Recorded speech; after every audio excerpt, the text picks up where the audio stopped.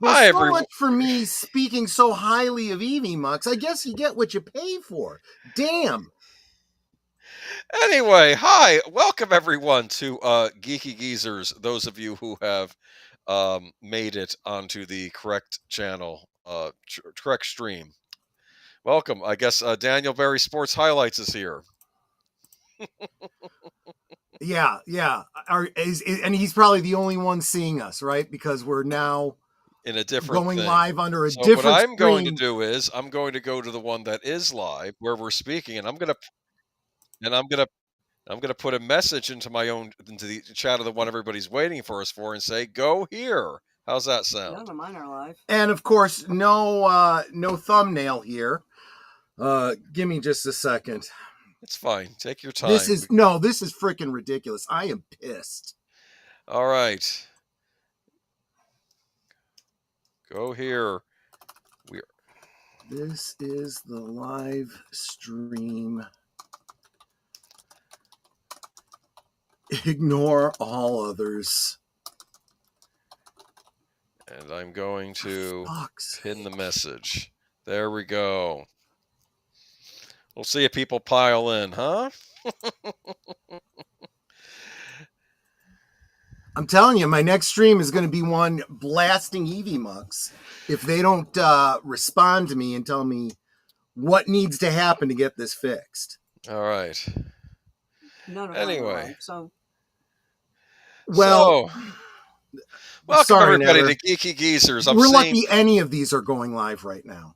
Anyway, Netter, if you could go ahead, and what I would do is I would post the one that is live on your channel and post a link to it in the previously made stream where everybody's waiting. And I'll download a copy of this for you to upload as a separate upload to your channel if you want later. Yeah, but you can just post a link to the one on your channel.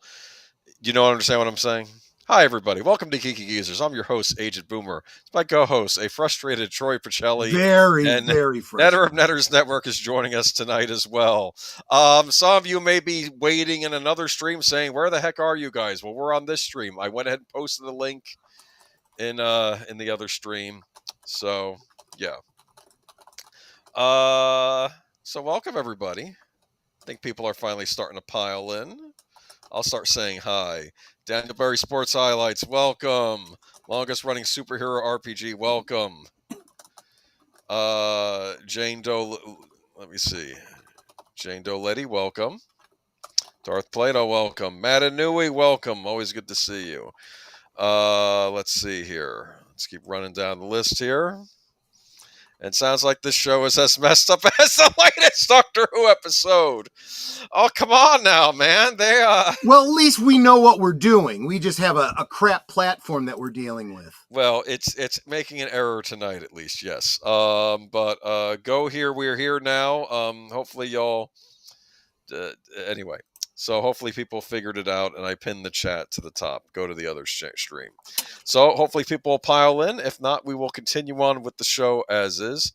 But you can go ahead and post, like I mentioned to Netter, and you can do it too, Troy, if you have a moment. Just go to your YouTube page, find out where we are streaming live from, and then post it in the chat where people are waiting. And they should just hopefully click on the link and come right to where we are now. Oh, how's your weekend been? I've had a challenging weekend. Let's put it that way. Okay, but anyway, I figured I would share it here. This was a big secret, but Troy was on Overlord DVD's channel this week. The great Lord Doomcock, he was a panelist, and you need to check that out if you haven't seen it already. It was, I'm telling you, you need to play that Jefferson song. You're moving on up. I think that'll be great.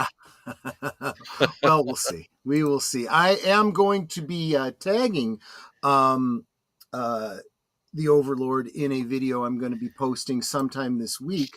One of the places that Netter and I stopped this weekend for personal reasons. We went to the cemetery to decorate the graves, and since our cemetery happens to be the cemetery where a certain capo Al Capone is buried, I got some video of his grave. Because I do usually stop there every time I go. And I'm like, you know what? I think I'm going to post this and tag Doomcock and say, You inspired me to return. I have to say, yeah. I mean, I told you I did a report on Al Capone in middle school. I had to pick a famous American, and I'm gonna pick Al Capone because he was a famous American, wasn't he?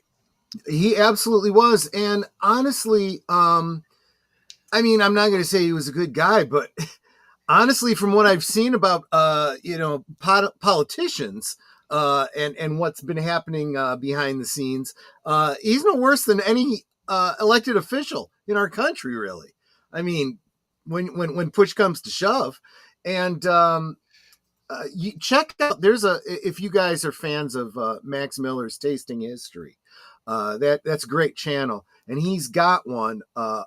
Al Capone's I don't know. It's like some kind of a pasta fagioli. It was this soup that was served in a soup kitchen that Al Capone sponsored, Oh, and okay. it's very very true. People in his neighborhood admired him as a philanthropist because he really was doing his best to keep his neighborhood alive. Literally, I mean, he there was a little bit of a Robin Hood thing going on there because he was helping people you know so, and I'm not again, I'm not saying he was a good guy, I'm just saying he did some good Well, things. this is what I was comparing Nintendo to Al Capone the other week, saying, "Oh, they do a lot of great things for the gaming industry, and then they do other stuff that's not so good." Anyway, it's not really a good analogy. Anyway, No. JPRPH1, welcome. Wilkie's Movies and Music, welcome. Like that title, actually. It's a neat title. Yes, check out Wilkie's Movies and Music, and those of you that follow me on Liquid Lunch, I'm going to make sure every Friday I start forwarding you over to his channel because he's got a semi-regular Friday stream, and I think if you like my channel, you will probably like his Does channel. he like music? I'm sure he does like music. The last video of his I was watching was about movies specifically, but You since know, both are in the title, Amazon, some company out there, and Amazon is selling them now, has sort of recreated the boombox. And it's not cheap. It's $250. I'm waiting to see if maybe it goes on sale during Amazon Prime days. But it looks like a real deal, not one of these crap boom boxes they sell now, like one that's like made to the standard of like the old ones, mm-hmm. Yeah, So I don't know. I'm kind of curious about that. But Darth Plato, welcome. Connie Cleary, welcome. Well, we're gonna go ahead and get started, and hopefully people figure it out. You can always just refresh the channel, guys. Of course, I'm talking to people that may still be waiting for us. Anyway, Geeky Geezers, I'm yay! sure somewhere on the YouTube page, I'm sure this has blown away my Rumble stream. I can't imagine my Sorry. Rumble stream is live, but go check out YouTube. Go to one of our channels, see if there's something going live. There's only one, so Yes, go check it out. there you And go.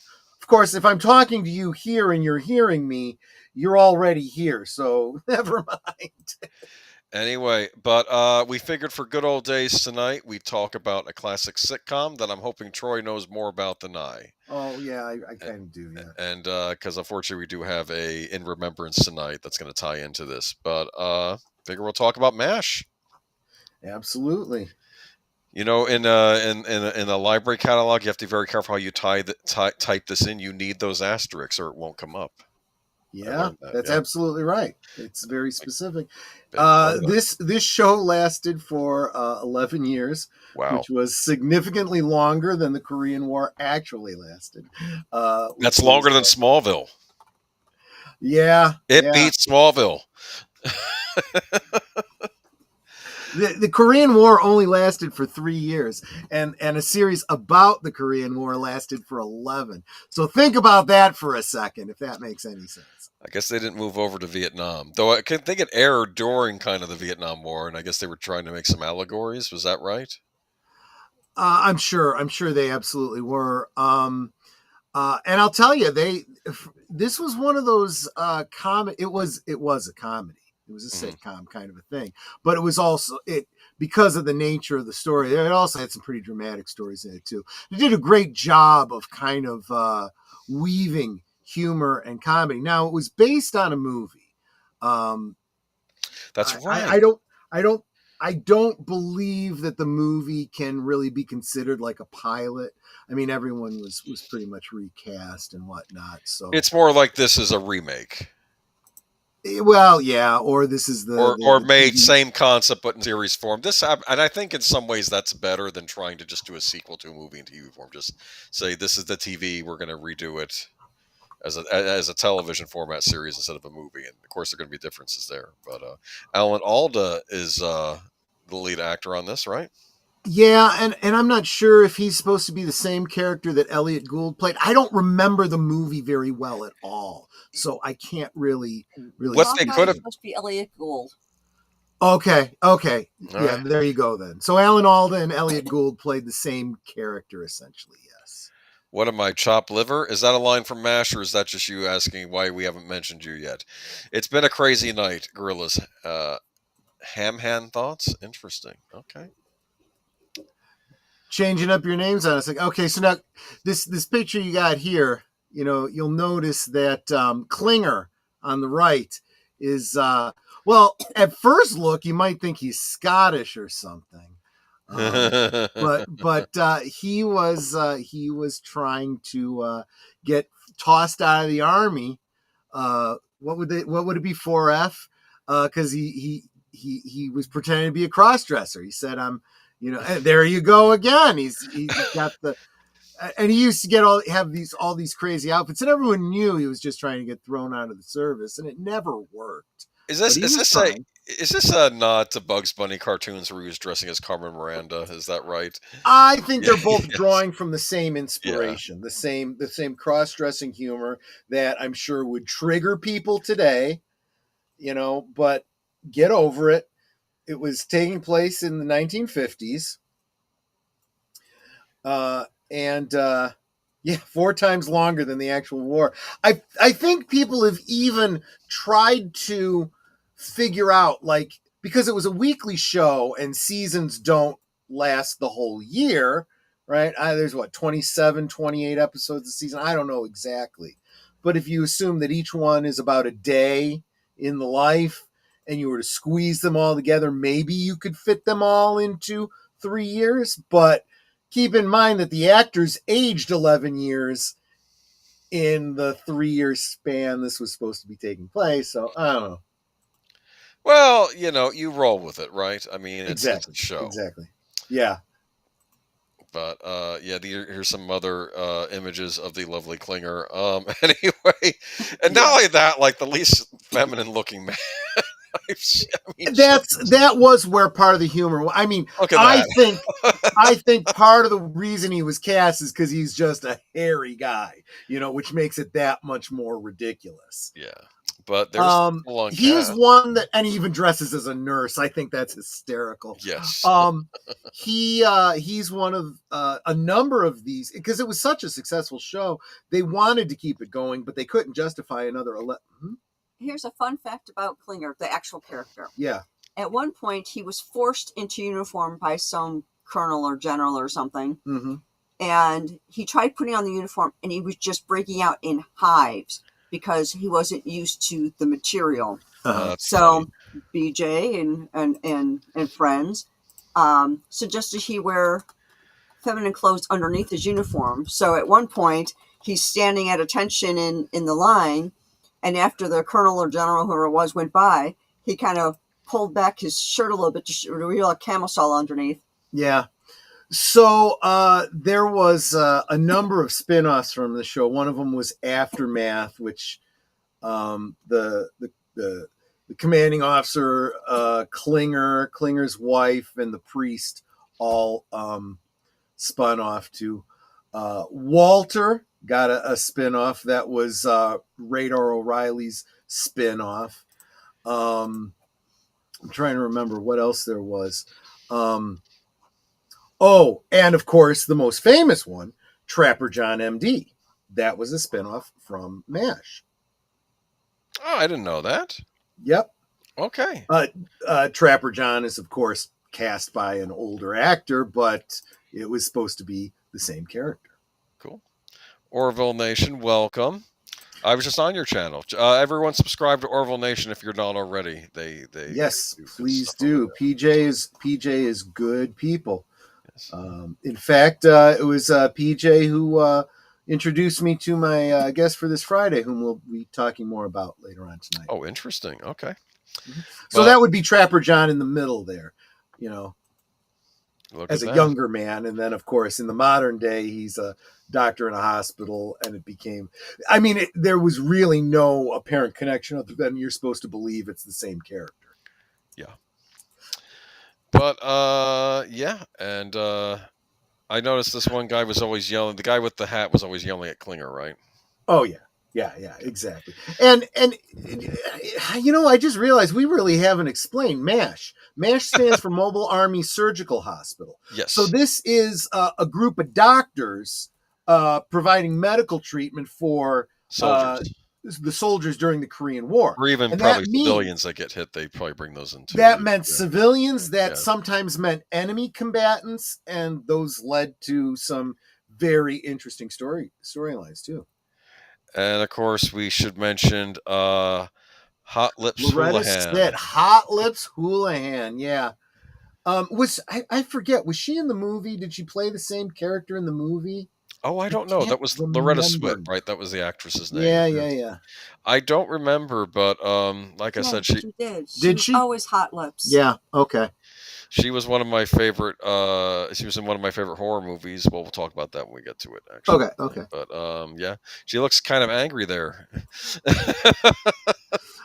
She, and you know what? She as the female in the 1950s, you know, setting. It wasn't filmed in the 50s. It was set in the 50s. You know, she's the butt of a lot of jokes, but she could give as well as she received. Yep. Very, very funny.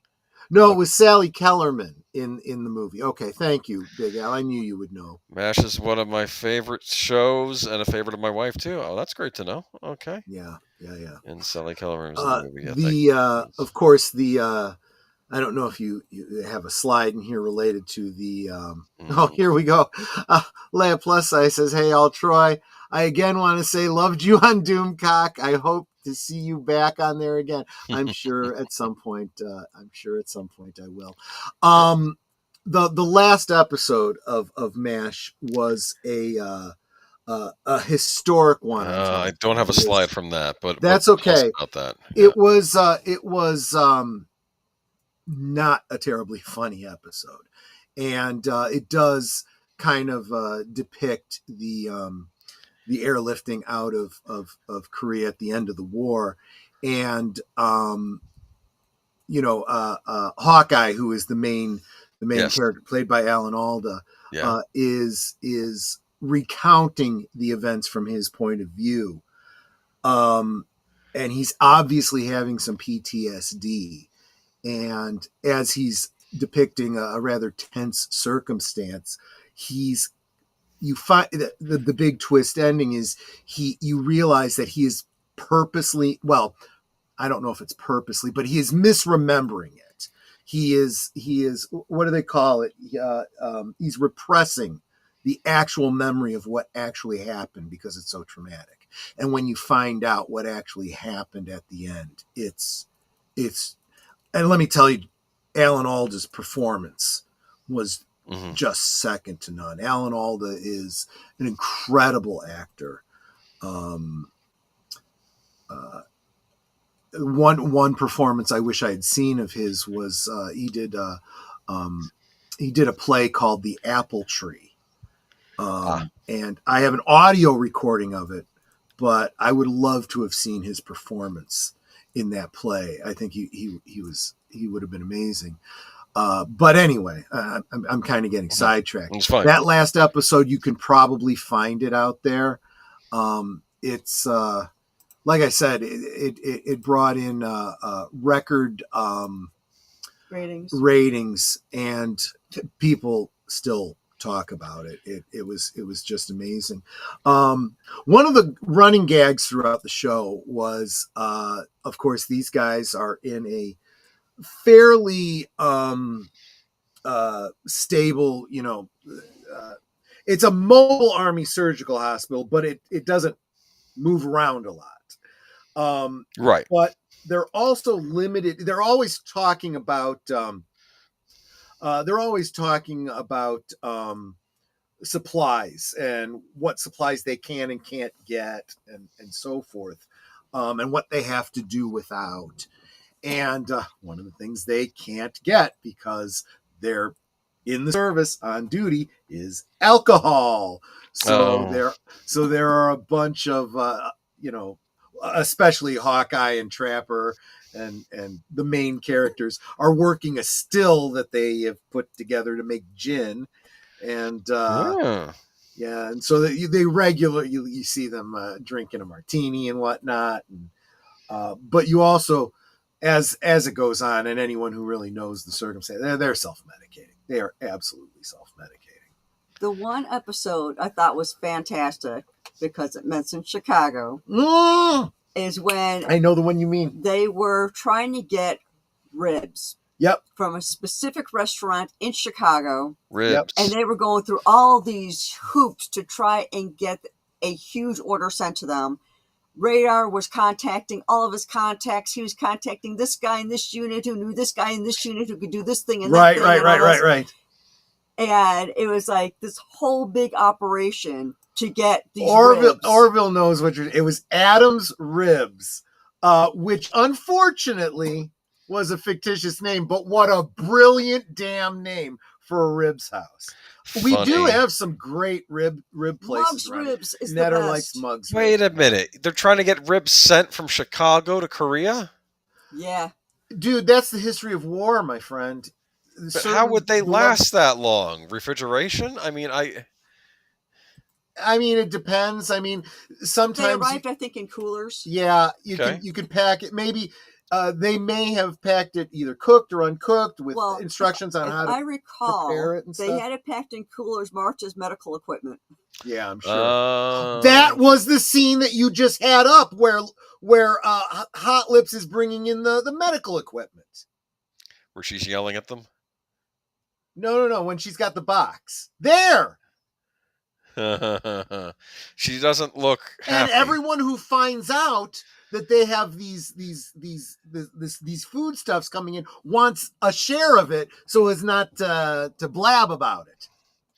These delicious ribs fall off the bone, right? I mean, it's so I have speculated. I don't know if the timelines work out for this, PJ, but I always imagined that if someone actually had a real ribs joint in mind when they wrote that episode, I always assumed that they were thinking about Carms. That's what I always assumed. But I don't know that for sure. Question. Mm-hmm. Ribs in Chicago, are they baby back or St. Louis style? What's the tip? They're pork, I assume, right? Yeah, they're pork ribs. Yes, they're pork ribs with like one of the sweet red sauces, usually cooked into them and then slather some more on afterwards. Because I wonder if they make them different in Chicago than they do in other parts of the world. Different places have their own ways of doing barbecue, so yeah. I don't know, but you know what? And maybe this is sacrilege for a Chicago boy to be saying, but you know what I really like? What? And I've only had them like a couple times. Yeah. Beef ribs. Beef ribs are good. You know that scene in the Flintstones when he orders the big rack of ribs, Brontosaurus ribs, and they come out with this huge thing that tips over his car? That's what beef ribs are like. Yeah, I've never had beef ribs. I should try them because it's weird because they're a bit on the expensive side, but if you can get them, that's probably why they don't have them a lot of places. Because I'm thinking, because I actually oddly enough, I like pulled barbecue beef more than barbecue pork, which is surprising because I do like barbecue pork a lot, but I think beef is better. And I'm curious now about the beef ribs. Okay. Refrigeration has been around for centuries. Well, and they had access to dry ice and things like that too, even in the 50s. So they had ice cream in colonial times. Adam's Ribs, biblical reference. Yes, Adams. Exactly. I think that's a perfect name for yeah. Oh, Connie likes beef ribs too. Good. But yeah, it was a great show. No, but this is I knew guys in the Gulf conflict, who were trying to get pizzas from Chicago. Oh. And I worked for a pizza place that was working with a charity to ship their pizzas out to the folks in the Middle East. So yeah, it's a very common thing. In fact, you know who else does a major, or I don't know if he still does, but he used to do a major charity to send pizzas out to guys in the Middle East, was Gary Sinise.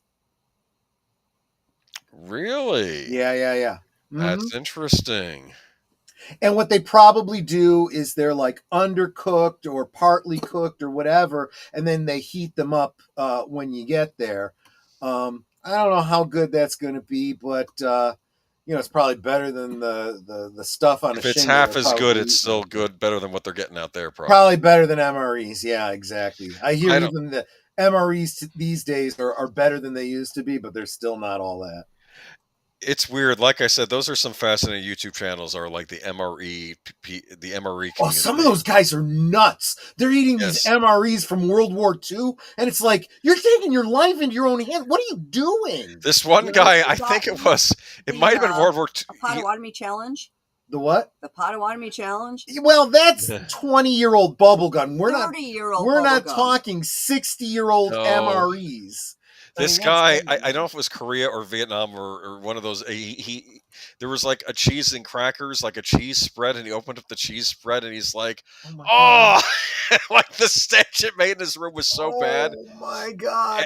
And the old MREs used to come with cigarettes. You got a couple cigarettes in a match with them. You know that? Oh yeah. And he actually lit the cigarettes to get the cigarette. Hopefully the cigarettes would get rid of the smell of the rancid cheese. Oh, cheese cigarettes, guys! If you're not a tobacco person, old tobacco is nasty. It's not worth it. You're not going to get the nicotine out of it. I don't think he was smoking, but I think he was just trying to get the smell out. Well, no, I understand that. What happens is tobacco dries out. Yeah. So it'll burn, but it'll burn this terrible smell. I mean, worse than regular, fresh tobacco. And you don't get anything out of it if you try to smoke it. It's not worth it. Like when people eat a piece of their wedding cake that's 25 years old. There was a Seinfeld episode about Elaine's boss had a piece of Princess Di's wedding cake still frozen in the freezer. Uh-huh. I guess from that marriage, and she decided to eat it, and her boss found out, and he's like, "Well, look at it this way. You know what 15 years is going to do to a buttercream frosting? What you're going to be going through soon is going to be punishment enough." That's what he said to her, because basically she was going to. Well, my mom told me that when she got married, she had the same kind of cake that Netter and I did. It was a cannoli cake. Okay. Well, cannoli cakes are usually made now not so much anymore, but they always used to be made with rum. Interesting. And what's the tradition? You take the top layer of the cake and you freeze it and you eat it on your anniversary the following year, which is what my mom did. Well, as we all know, rum, which is a high proof alcohol, does not freeze. So the cake froze, but the rum did not. And the rum all sunk to the bottom. And so the bottom part of it was like soggy in the freezer. Ew. And she tried to eat it. She said, I couldn't. I took one bite of it and it was like, oh, no. Well, she had to let it thaw too, right? So the whole thing was mushad. And she tries to eat it. And she said, it wasn't even so much I was concerned about getting drunk, which I probably would have, but it was terrible. I almost got sick just trying to eat it. I'm like, yeah. Yeah, so maybe skip that. But although years later, after she got a divorce, she said, that should have been kind of a, the tradition didn't work out, on the first anniversary. I should have known something was going to go wrong. Oh. 14 years later, it did. So skip the old cake, right? But don't skip MASH. No, MASH is absolutely worth it. Yes, it's 11 seasons, but it's worth checking out. I'm sure it's streaming out there somewhere. And of course, every time they they had one character leave and a new character come in. There was always getting used to the new guy, and are we going to like this person? Or are we going to hate this person? And you know, yeah, exactly. And then of course there's the one character he's leaving. Then you find out, you know, after his helicopter takes off or whatever, you find out the helicopter got shot down. He got killed. You know, because that was a reality of war. You know, that's awful. It's just a reality of war. So you have, you know, and otherwise, you know, oh, bittersweet. We're gonna hate to see you go, so on and so forth. All the comedy of the show, and then that ending note. It's like, geez, man, but that's war. You know, and there's a line someone says in the surgery. They repeat the old adage, "War is hell," and Hawkeye says, "No, war is war and hell is hell, and of the two, I'll pick hell." Wow. Yeah. That's how bad it is, basically. Well, that's rough, and it's particularly rough for a surgeon trying to save people in a war situation. There's obviously a strong anti-war message in this show. So if you're, you know, messaging, but at the same time, consider the setting of this show. People in war are not pro-war. Nobody ever is. You know, there's a reason for that. So, there you go. But yeah, it's a great show. I really recommend you guys check it out if you haven't seen it before. Check it out. Well, we saved half of Korea. Yeah, exactly. I'm sorry. Anyway, moving on to tonight, and unfortunately, our first story of the night relates to the MASH. Unfortunately, Hotlips herself, Loretta Swit, has 87 passed away. years old. Yeah. Loretta Swit, the actress and animal activist forever known for her pioneering turn as the disciplined Majorie Margaret Houlihan on the acclaimed CBS sitcom MASH, has died. She was 87. According to a police report, Swit died just after midnight Friday of suspected natural causes at her home in New York City, her publicist Harlan Ball announced. Swit won 2 Emmys for her portrayal as the Army nurse. She was nominated 10 times every year the show was on the air except the first, and appeared on 240 of the series' 251 episodes during its sensational 11-season run. Adapting the character from Sally Kellerman's film portrayal of the lusty powerhouse, Swit was one of the only 2 actors, along with Alan Alda as Hawkeye, to have a role in both the pilot and series finale of MASH. That finale, which aired February 28, 1983, attracted a record of nearly 106 million viewers, and a 35-second kiss between Swit and Alda during the episode has been called the most expensive in television history based on its length and the ad revenue per minute. As a tough by-the-book major, Swit's Houlihan was a rare strong woman on television. She was unique at the time and in her time, which was the 50s, when the Korean War was happening, Swit said in a 2004 discussion for the TV Academy Foundation website, The Interviews, an Oral History of Television. And she became even more unique, I think, because we allowed her to continue to grow. We watched her evolve. I don't think that's ever been done in quite that way. Bolstered by her MASH fame, Swit performed in a number of movies, including Freebie and the Bean, 1974, Race with the Devil, 1975, and Boardheads, 1998. She was hilarious as Polly Reed, a Sue Manger's type agent, in Blake Edwards' satire of Hollywood, S.O.B. in 1981. Are they trying to say people in Hollywood are SOBs? Race with the Devil, big fan of that horror movie. That's a good little thriller from the mid 70s, actually from 77 if I recall. And it's Peter Fonda and Warren Oates and Loretta Swit, and I forget the other actress's name. She was the one who played Angelique on Dark Shadows. She's in it, and they're all on the run in an RV from a group of crazed Satanists, basically. So that's the plot of that movie. But Loretta was supposed to do an event with me a few years ago, but we never ironed it out. I'm sorry to hear that, Orville Nation. Like I said, she sounds like a great lady, and she'll be missed. But, yeah. Unfortunately, she's not the last celebrity death tonight. We have another one. We actually have a number of them, yeah. Valerie Mahaffey. I know her. Yes. Yep, you definitely will recognize that face, right? She's been in a lot of things. I think she was on Seinfeld, wasn't she? I think was she dating George? It may have been. I know she was on Desperate Housewives. I remember from that. Yes. Emmy-winning actress Valerie Mahaffey has died at age 71, her family has confirmed. Mahaffey's publicist confirmed to The Hollywood Reporter that the star died in California on Friday after being diagnosed with cancer. The star was known for her work on television series including Desperate Housewives, Young Sheldon, and Big Sky. In a statement provided to Variety, Mahaffey's husband, Joseph Kell, said that he had lost the love of my life and America has lost one of its most endearing actresses. She will be missed, he said. On Facebook, the couple's daughter, Alice, wrote, I don't really have the words to say right now. Cancer sucks. I'll look for you in all the fun moments of life. I know that's where you'll be. In 1992, Mahaffey won a Primetime Emmy for Outstanding Actress in a Drama Series for her portrayal as Eve in the American dark comedy Northern Exposure. Northern Exposure, right, exactly. Yeah. Her primetime success came after a Daytime Emmy nomination the previous decade for a role in The Doctors, a soap opera which aired from 1979 to 1981. She also appeared in several films, including Sully and Seabiscuit. Oh, I know she played in Seabiscuit. She was the first wife of Jeff Bridges in that movie.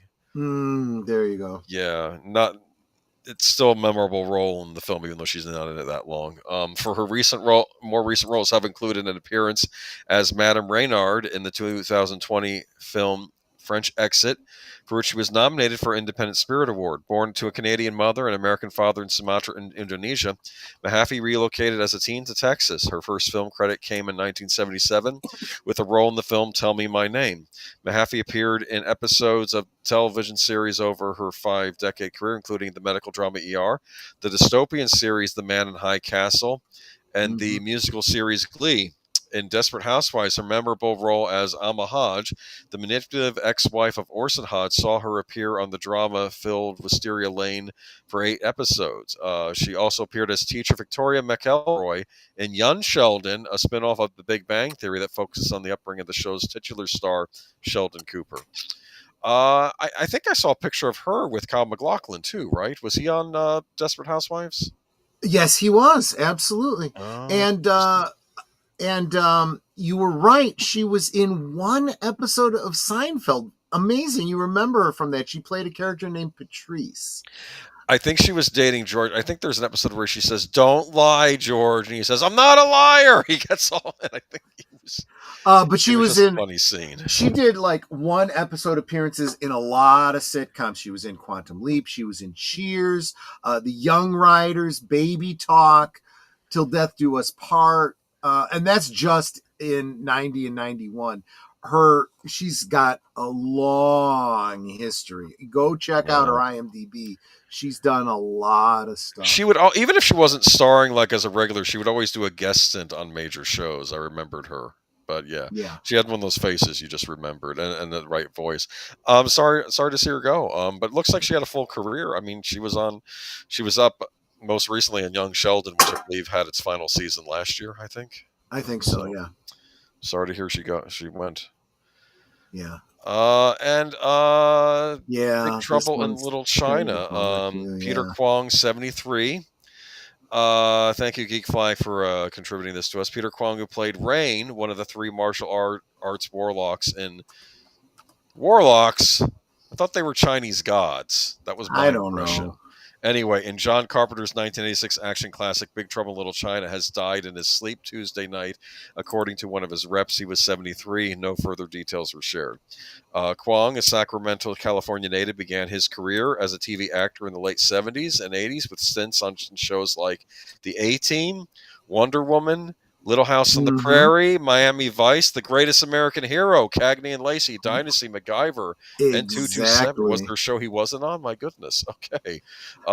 So let's be clear here. When we're talking about these earlier roles, they needed someone that played a Japanese character, or a Chinese character, or exactly. He played Tanaka, a character on Greatest American Hero. He played.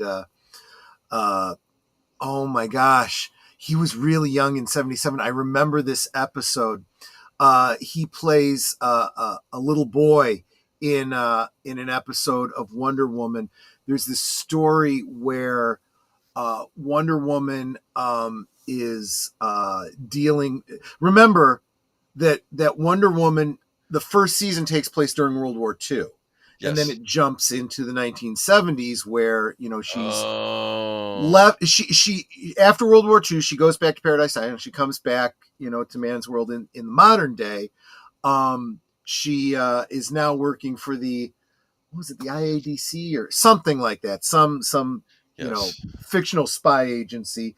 And she's working with Lyle Wagner plays the grandson of, or the son or the grandson, I forget, of the original Steve Trevor. So it's still Steve Trevor, but he's not, a reincarnation in someone else's body or some other stupid thing like that.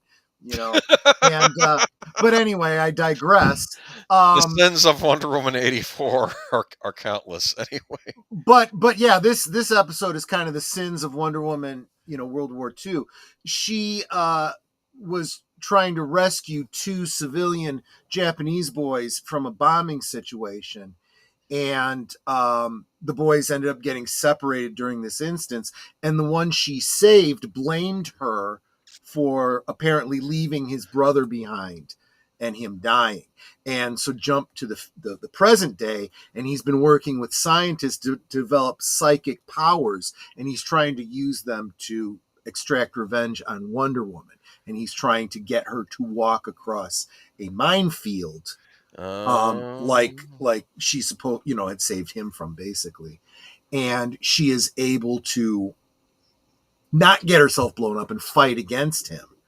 And, in typical 70s Wonder Woman style, instead of going and beating the crap out of him, she says, I understand why you're upset with me, but what you need to know is your brother is alive. And then she reveals that, they had just been separated. And, just like so many real world World War II stories of people that, got separated during the war only to find each other many years later. It was that same. Anyway, I'm sorry. That was a very long it's all right. side tangent to tell you about this role that he played as a young boy back in 1977. Wow. Yeah. It's amazing. Yeah. But Wonder Woman was a classic. But he will be missed. Big fan of Big Trouble in Little China as well. Very underrated movie. Used to be a favorite of mine on a Showtime, actually. Kurt Russell. Brilliant movie. Basically, Kurt Russell, they made a point that you think Kurt Russell, he's the main guy, but no, he's a hero that acts like a sidekick, and the sidekick acted like the hero in that movie. It was kind of, and it was and it wasn't a bad thing. It was that juxtaposition that was humorous enough to make it work. Like, he keeps kind of bumbling around for most of the movie, except when the final thing happens at the end, he finally gets rid of the bad guy. But it's like, up until then, he's like, I think my favorite is when he takes the gun and shoots it up, into the ceiling. The stone from the ceiling falls on his head. Yes, exactly. No, it's fine. It's fine. But another celebrity death tonight, and this would be Rick Derringer of 77. 77. Thank you, Marc Malnekoff, for submitting. Rick Derringer, whose 6-decade career spanned teen stardom as lead singer of the 60s smash Hang On Sloopy, a 70s solo hit with Rock and Roll Hoochie Coo. I know all these songs. Session work with artists from Steely Dan to Barbra Streisand, and extensive work as a writer and producer of wrestling themes like Hulk Hogan's seemingly ageless Real American. Real American, that one is actually more recent than I realized. 2000. Well, I guess 2007 is longer ago than I'm. No, that was around in the 80s, dude. That song, The Real American. Okay. They've just used it over and over again since then. They used to play that when he would come out for like WrestleMania back in the day. Gotcha. But his caretaker, Tony Wilson, confirms he died. Confirms Variety. Wilson said Derringer died Monday evening at Ormond Beach, Florida. No cause of death was announced. Although Derringer had been in ill health in recent months, he was 77. A fiery and remarkable versatile guitarist, a strong singer, and high-profile presence on New York's rock scene of the 70s and 80s. Derringer also produced Edgar Winter's group 1972 smash single Frankenstein, and served as the band's guitarist for several years, working closely with Winter's brother Johnny as a guitarist and producer. Produced Weird Al Yankovic's first album, and even gave Patti Smith her first major credit on the song Hold from Derringer's 1973 solo album All American Boys. His eponymous band released several albums and toured heavily throughout the mid and late 70s. The band's final major incarnation featured Neil Giraldo, who immediately afterwards scored major success as Pat Benatar's co-writer and guitarist and husband to this day. Derringer and his first wife Liz were also members of Andy Warhol's extended circle and frequently appeared in rock magazines of the era. In his later years, he worked extensively with singer Cyndi Lauper and wrote and produced many popular songs for wrestlers, including Hulk Hogan's Real American, which has the curious legacy of being used as a theme song by Barack Obama, Hillary Clinton, and Donald Trump. Yeah. Well, it's just one of those songs, I guess. Exactly. And if you're smart, you shut your mouth, you take the money, and you just let it be. Darren's best song was a Demolition theme for the wrestling tag team, and I'll Die on That Hill. Okay. Well, and that is fair. And although he is not still alive and well, he would say, "Don't ever say goodbye." Yes.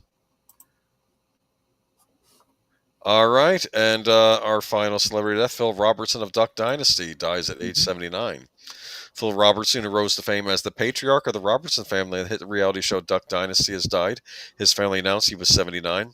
Thank you for the love and prayers and so many whose lives have been impacted by his life saved by grace, his bold faith, and by his desire to tell everyone who would listen the good news of Jesus, his family wrote on social media. We are grateful for his life on earth and will continue the legacy of love for God and love for others until we see him again.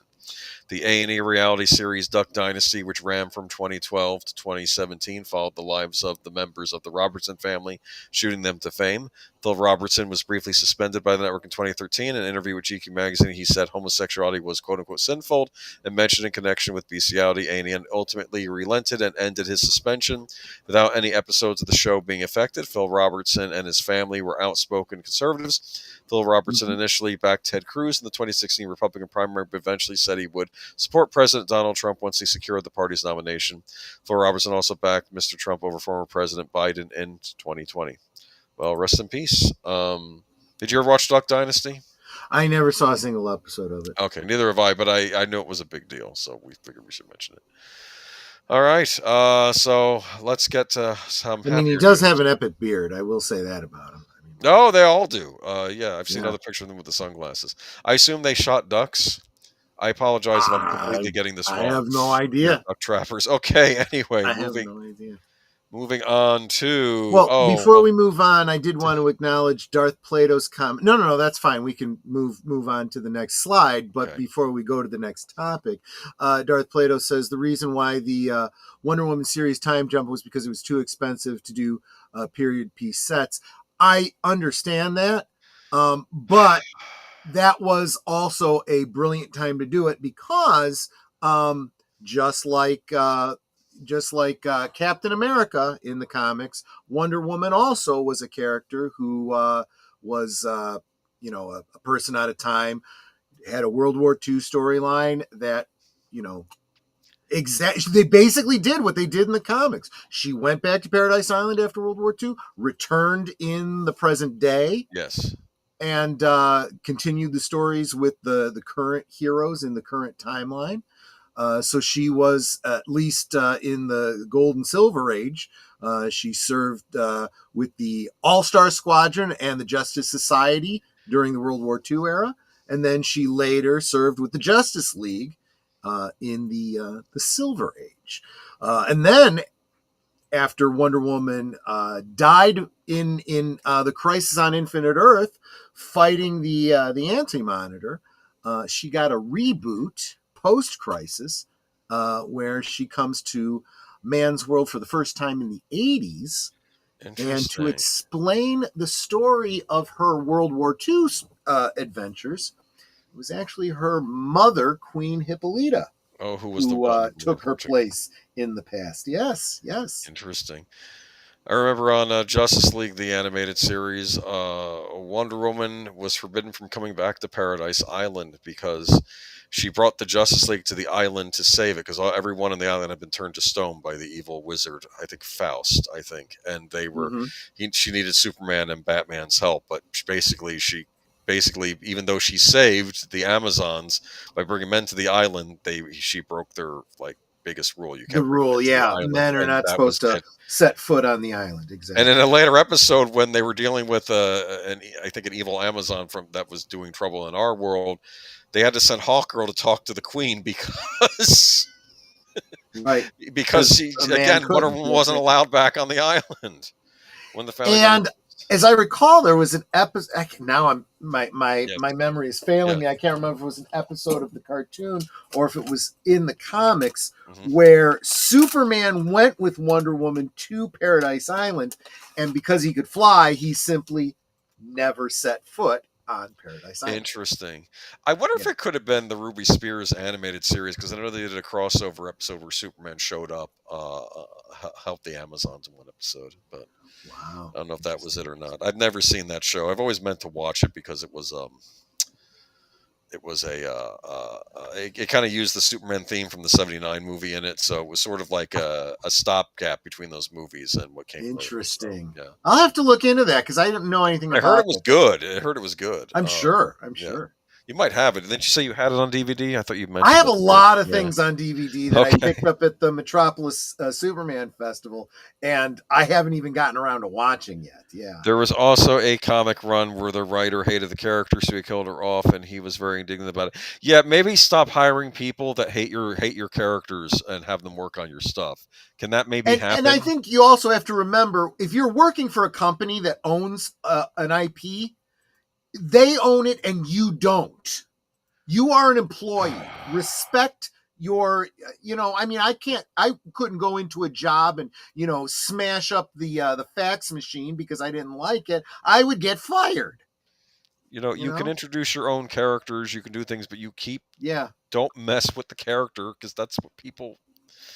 Anyway, speaking of things being messed with, yes, Nintendo Switch 2 is on tonight. This thing is really getting a lot of negatives before anyone even has a chance to, So the headline is Nintendo Switch is already in some users' hands, but a mandatory update means they can't be played. This is from Video Game Chronicle. One user has posted a Switch 2 unboxing video, and Nintendo Switch 2 is officially in public hands, but early users have allegedly discovered they're unable to play the console before launch.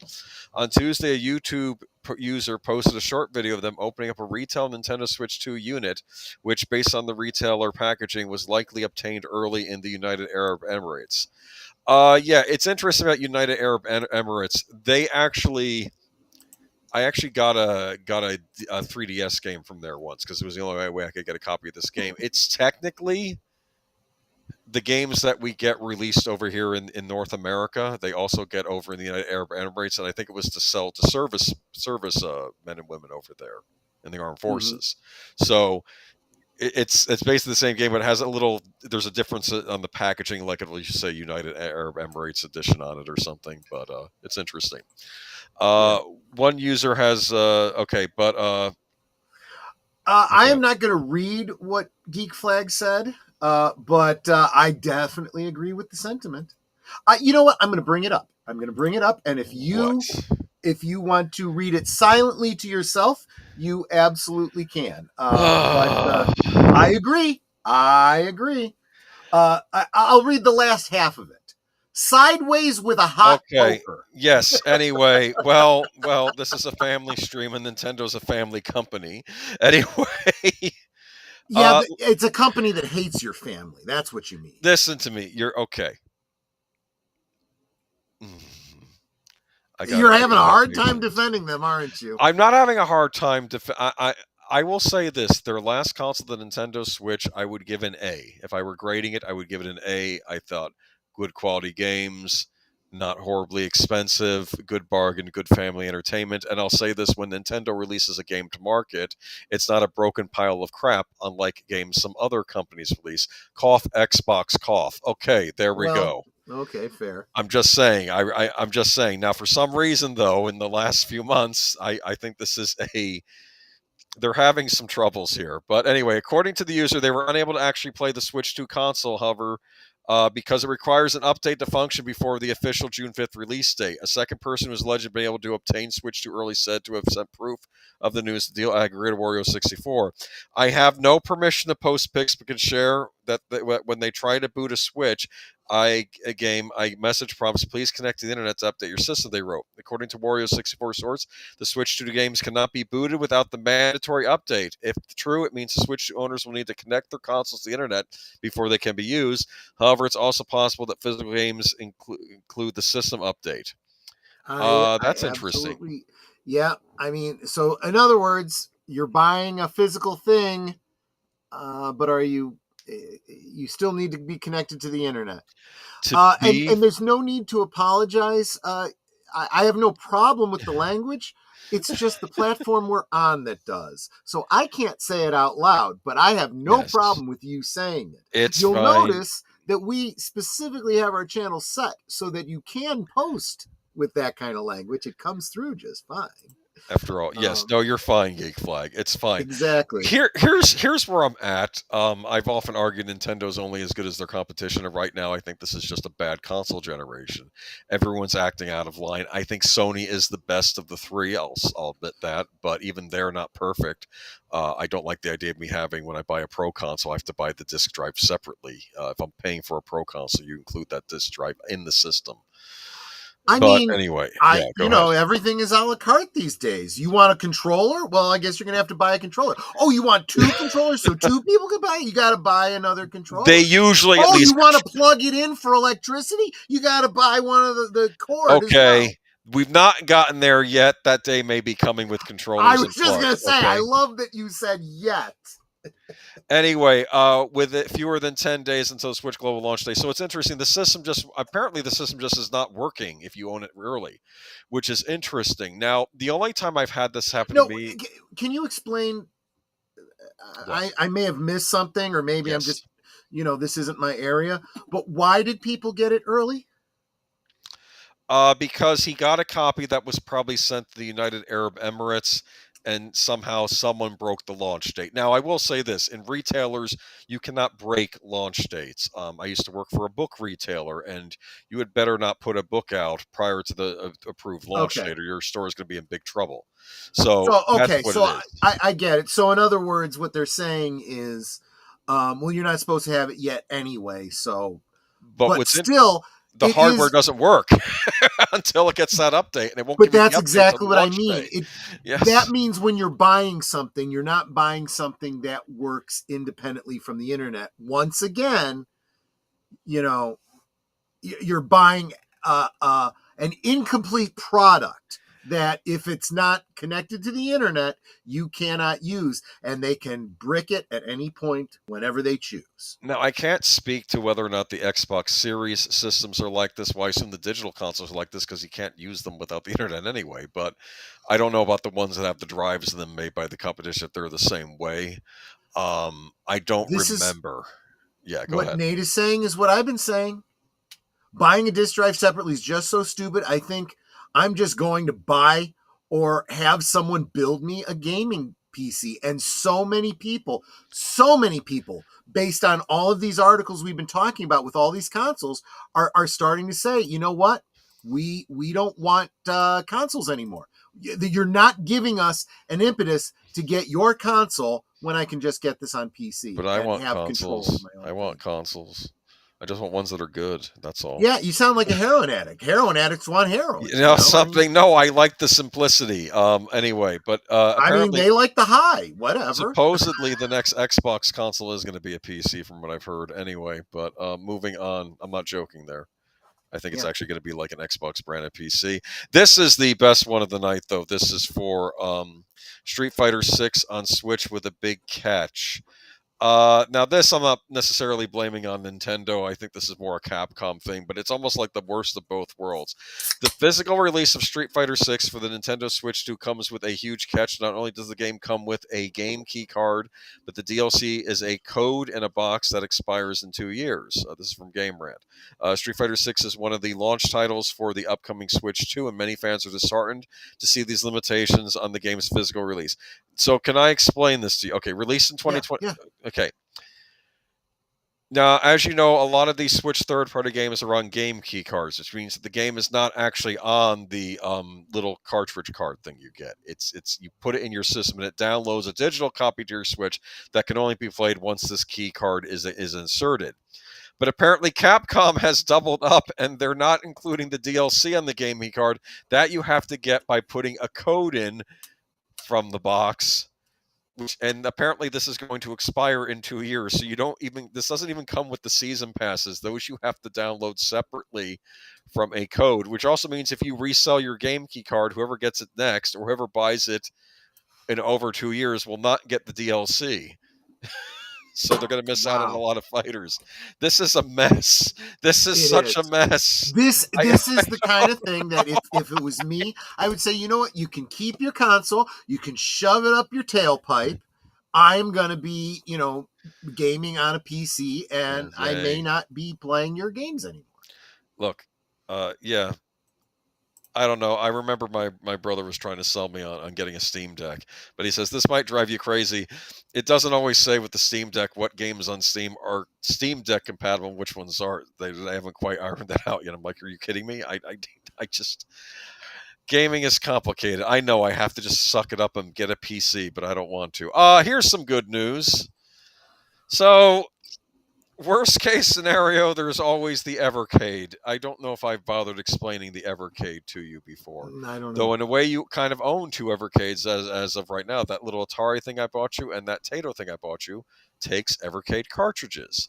Basically, a United Kingdom company called Evercade, they came out with a portable years ago that takes actual cartridges, and they'll put a few games on there. Like they'll have like earlier cartridges that were like an Atari collection or a Namco collection. Right. And they branched out and doing arcade collections more recently and even putting modern indie games on them too. So like if someone makes an indie game for like the old Nintendo or the Sega Genesis or one of these old consoles and they can actually put that game on one of these Evercade cartridges and now you have a physical copy of this game. And you can play it on your TV with an Evercade console called the Evercade Versus or on one of their portable devices. So it's kind of neat, but I gotta say, I love those. I really do. Yes. I mean, I really, you're a very good gift giver. You've given me some stop great gifts. it. I really appreciate. No, I'm serious. I really do. Well, I think those things are neat. Now, those are the Super Pockets. They're put out by Blaze, which I think is the same company that owns Evercade, and they take Evercade cartridges on them too. So you can actually take the little back off. It takes off, and you can put a cartridge in it. And they also have other things they produce. They have. Let me get into this article from Game Asylum. There was a very distinct theme to this evening's Evercade showcase. Arcade games are on the horizon for the cartridge-based system, and lots of them. First off, August, Neo Geo Arcade 1 is being accompanied by a solo cart. Roguecraft DX is an Amiga indie game that's being bolstered with new content. It takes on the form of an isometric dungeon crawler where every playthrough is different. This announcement seems to have gone down well with Evercade owners seeking something more in depth. Here's what's fascinating about indie developers. A few two guys decided, let's make a game for the old Amiga computer. That's what they did here, but using modern know-how of game design and what can we do with these older systems. That's what they do a lot, and it's neat. And you can buy it in physical form on the Evercade, which is rather neat. They also announced new arcade collections, Tato Arcade 1 and 2. Tato Arcade 1 comes with games Bubble Bobble, Space Invaders. Have you heard of that one? I think I might have heard of something like that. Yes. The Legend of Kage, Growl, which is a wonderful Tato beat 'em up where you play a couple of guys that are basically going after poachers, I think, in Africa, and you're just killing poachers. And I think you can even let lions out of cages, and the lions attack the poachers. And I'm like, this is. I mean, kill the poachers. I guess it's. I know, right? Arcade game. Doki Don, Chack and Pop, Pirate Pete, all these other weird Tato Arcade games. Tato Arcade Game 2 has Operation Wolf. That was a light gun game we used to play in the arcade. Rastan, which is like Conan. Elevator Action. You might have heard of Elevator Action. I don't know, back in the day.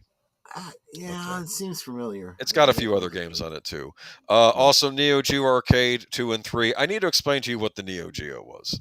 Okay. The Neo Geo, I believe, came out before the Super Nintendo did, but this was like the elite gamers console. The console itself, back in I think the early '90s, was $600, kind of like modern pricing.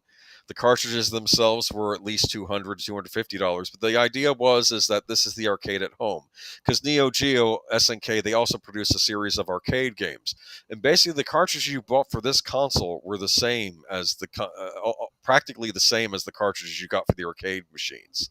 Same technology, very advanced. These cartridges now go for a small fortune. Apparently, one was being traded in a locked briefcase, like someone would be trading a valuable antique or diamonds or something like that. That's how these are. But now I can pick them up for $30 in these little mini cartridges. There So you go.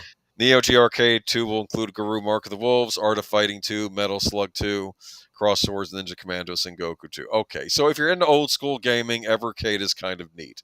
But the coolest thing I think they announced, and this might even interest you, they have these little bar top arcade systems. So these are not like full size arcade machines. These are like something you put on the top of your bar.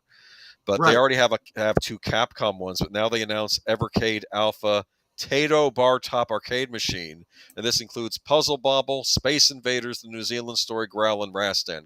The same games that are kind of on your Tato Pocket, but now you get to play them on a mini arcade machine. So that's pretty cool. And I'm aware of those like bar top, type. Like I think My Arcade makes some too, but it's neat that Evercade is making this one for Tato.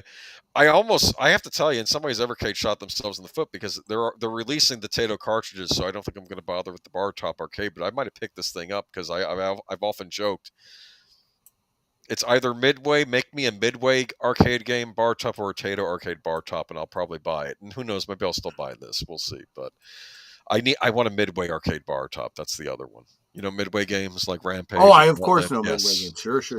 Nothing from Midway on the Evercade yet. They've had Atari collections on the Evercade, but nothing from.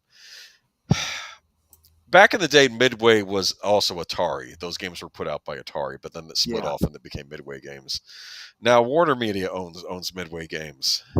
That's why you got that Rampage movie with The Rock, remember? Oh, gotcha. Okay. Do you gentlemen want to be it's fine. No, well, this is the thing. If you're into old school arcade games, and my idea with me getting the Evercade and these arcade cartridges was I can't really afford the space for these large scale reproductions that they've been making of these arcade games, but I can pick up these cartridges, and they don't take a lot of space, and they're priced to own. They're only like, they originally was $20, but they've increased to $30 since then. But that's kind of neat. So yeah, just thought I'd mention this. So you know what? I'll just go old school for the next few years until the console industry gets its act together. I mean, yeah.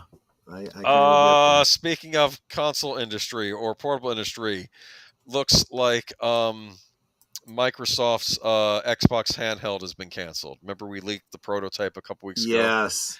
Last year, a story broke that Microsoft was working on a prototype for an Xbox handheld console that could potentially compete with Valve's Steam Deck. However, a new report suggests Microsoft is putting aside its ambitions for a dedicated handheld, at least for now. According to Windows Central, Microsoft is shifting its priority from its Xbox handheld to focus on improving the gaming performance of Windows 11 on third-party devices, including Asus, Project Kenman. The report notes that Microsoft still has ambitions of releasing its own handheld, and it's developing additional technology toward the goal, but for the immediate future, that's not a priority. I will defend Xbox in that fact that they didn't officially announce this thing. I mean, it was a rumor. Okay. But, yeah, Microsoft has confirmed that there was an Xbox prototypes in the past, none of which made it out of development. So they've been toying with this, but nothing was ever officially announced. Apparently people hated this thing anyway, so it's fine. I have something nice to say about Sony this week, because in an age where everyone's talking about increasing prices, Sony actually is having a sale this week. So if any of you are on the fence of getting a PlayStation 5, now might be the time. In a post on, this is from IGN, in a post on the PlayStation blog, Sony announced the return of Days of Play, which kicks off May 28th and runs to June 11th. Days of Play begins May 28th at 12:01 a.m. through June 11th at 11:59 p.m. local time in each region. Deals on the PlayStation 5 consoles include, in the United States and Canada, PlayStation 5 console, the Call of Duty Black Ops bundle, digital and standard, will be available starting at $399 USD dollars. So for $400, you can get the digital console. I believe the standard console that comes with Call of Duty is $449.99. So it's $50 more to get the drive with it. This is the standard PlayStation 5 console. In select regions such as Europe and Asia, PlayStation 5 console will be on promotion. You can look those prices up. There will be offers on PlayStation 5 accessories and games, including $50 USD for PlayStation VR 2. So you get $50 off the PlayStation virtual reality glasses if you want to put those on your head. Did you know that PlayStation does virtual reality? No, I didn't. They used to advertise Resident Evil 7, the first-person Resident Evil game, and it's like you're in the room and the cockroaches, it feels like the cockroaches are right on your hands. It's like, oh, gosh. It was this horrifying commercial with this poor girl with this VR headset on. It's all the horrible stuff in Resident Evil 7. Oh, my God. It's like...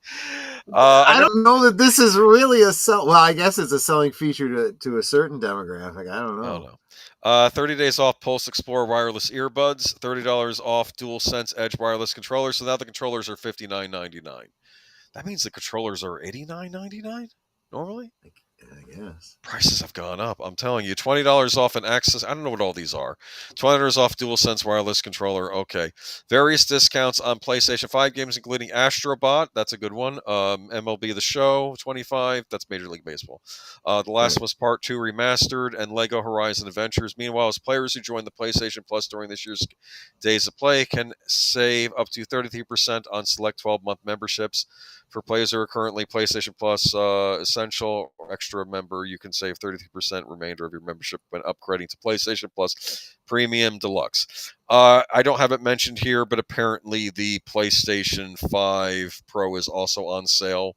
It's still rather expensive, but it is on sale right now. So I will give Sony points while everybody else is talking about increasing prices. They actually did put their stuff on sale. So good on them. So there you go. Far cry from the days of the $299 PlayStation 4, though, when it was on sale. But anyway, I didn't know you guys were doing a story about Xbox handheld. What? Oh, sorry, missed. My son just bought a custom Xbox controller that was $120. He probably got a deal on that one. I hate to say. I understand the ones you're talking about. They had them on sale at Target a little while back for around that price, so he did get a deal on it. Those are the higher end controllers. They're actually going to be a lot more money in the next few months. Microsoft's increasing the prices. So, yikes! Those are for the professionals like these controllers. Apparently, they're so good you can buy these things to put on the back of the controller, and you can actually control the top buttons to free up your thumbs for the sticks. Because you get to use all. It's supposed to make you better at competitive esports, basically. Wow. Okay. No, Microsoft makes good controllers. I mean, I pick on Xbox, but I'd be dishonest if I said they're not some good things. I do like the Xbox controller. My nephew was actually a part of that test group for the handheld. He said it was Oh, wait a minute! I have to post that. Yeah, that's pretty wild. Look, here's the deal. I don't have a problem with a company saying we've made a mistake. We're not putting it out. This should happen. Sony, they did that disastrous Concord release, but they refunded people's money and said we made a mistake. I will give them points for that. Sure. They probably shouldn't have done it to begin with because they wasted a ton of money on it, but at least they refunded people their money and took it off the market. You can save on Sony this week. So, and Astrobot, I'll say that should be their new mascot. It's a Mario style platformer. I heard good things about it.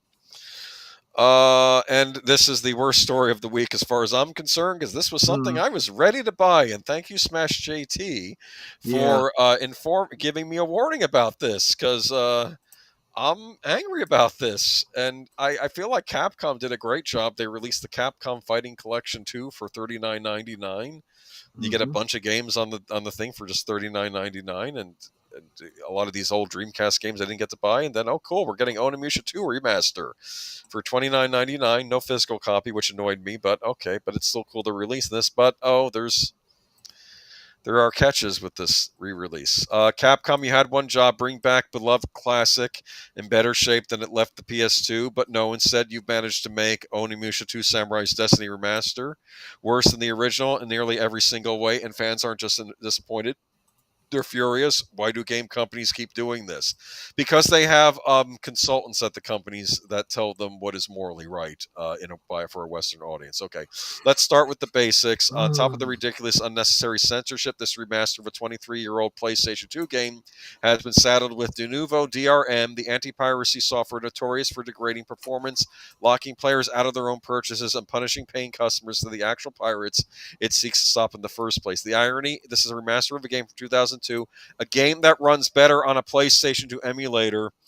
I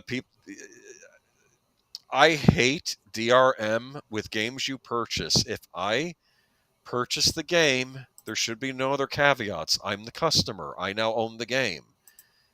And Capcom did this once before with something I purchased, and I got furious at it. They released the Final Fight Magic Sword remasters for the PlayStation 3, and after I bought it, I realized that the game could not be played unless I was connected to the internet. And they did not disclose this before purchasing. This was a big stink, and there was nothing I could do about it. Frankly, Sony should have intervened and offered refunds on that because Capcom didn't disclose they were doing this. This is like Nintendo. They're wanting control over what you purchase. Yeah. And frankly, if anybody wants to play a pirated version of Onimusha 2, I'm sorry, it's easy. It's what, a 22-year-old game. People want to find a way to play it without paying for it. They're going to find a way. Don't punish your paying customers. Denuvo's long been hated in the PC circles for its impact on performance with its slower loading times, increased CPU usage, and restrictions on modding, to name just a few massive drawbacks. But for whatever reason, I'm assuming he's talking about the PC version of this, but for all I know, this is other versions. This is apparently what's on the Steam version. And of course, there's also censorship, as you can see in this picture. What really set fans off is how Capcom thought it would be a fantastic idea to censor content in a freaking M-rated game, specifically by changing a female character's outfit to something more quote-unquote conservative. The change might seem minor to most at a glance, but that's not the point here, and it's something I've harped on for ages. The outrage many, including myself, are feeling from the principle of the matter. If developers are willing to retroactively censor content in a game made for adults, what else might they change next time? Yes, censorship's a slippery slope. Fans took to social media to voice their disappointment. From a must-buy to no-buy, necessary censorship is really annoying. Do better. It's fine now like it was then. Fine then. This is pathetic. One user summed it up best. When Capcom didn't offer a censorship toggle either, something as simple as what Call of Duty Black Ops 3 had with its graphic content setting. Technology and precedent exists, but Capcom didn't bother. Clearly, they have an ideology to follow here. No, this is about them telling you, the male gamer, that you're not allowed to look at this extra costume of the woman that shows a little bit of cleavage. That's what this is about. There's nothing about that costume that's in bad taste. I don't know what they're freaking out about. Hello, Jessica Hardo. This was a game I was going to buy, Troy, and I'm not buying it now. This is not happening. Knock it off. Yeah, good to hear. I mean, we should not be rewarding this kind of behavior. I remember Devil May Cry 5 came out, and I think there was some brief nudity in one scene of like a woman's backside because Dante, the hero, is picking up a woman that gets hurt, and he's just kind of picking her up to rescue her. And it's a scene that wasn't in bad taste. And I remember the PlayStation 4 version.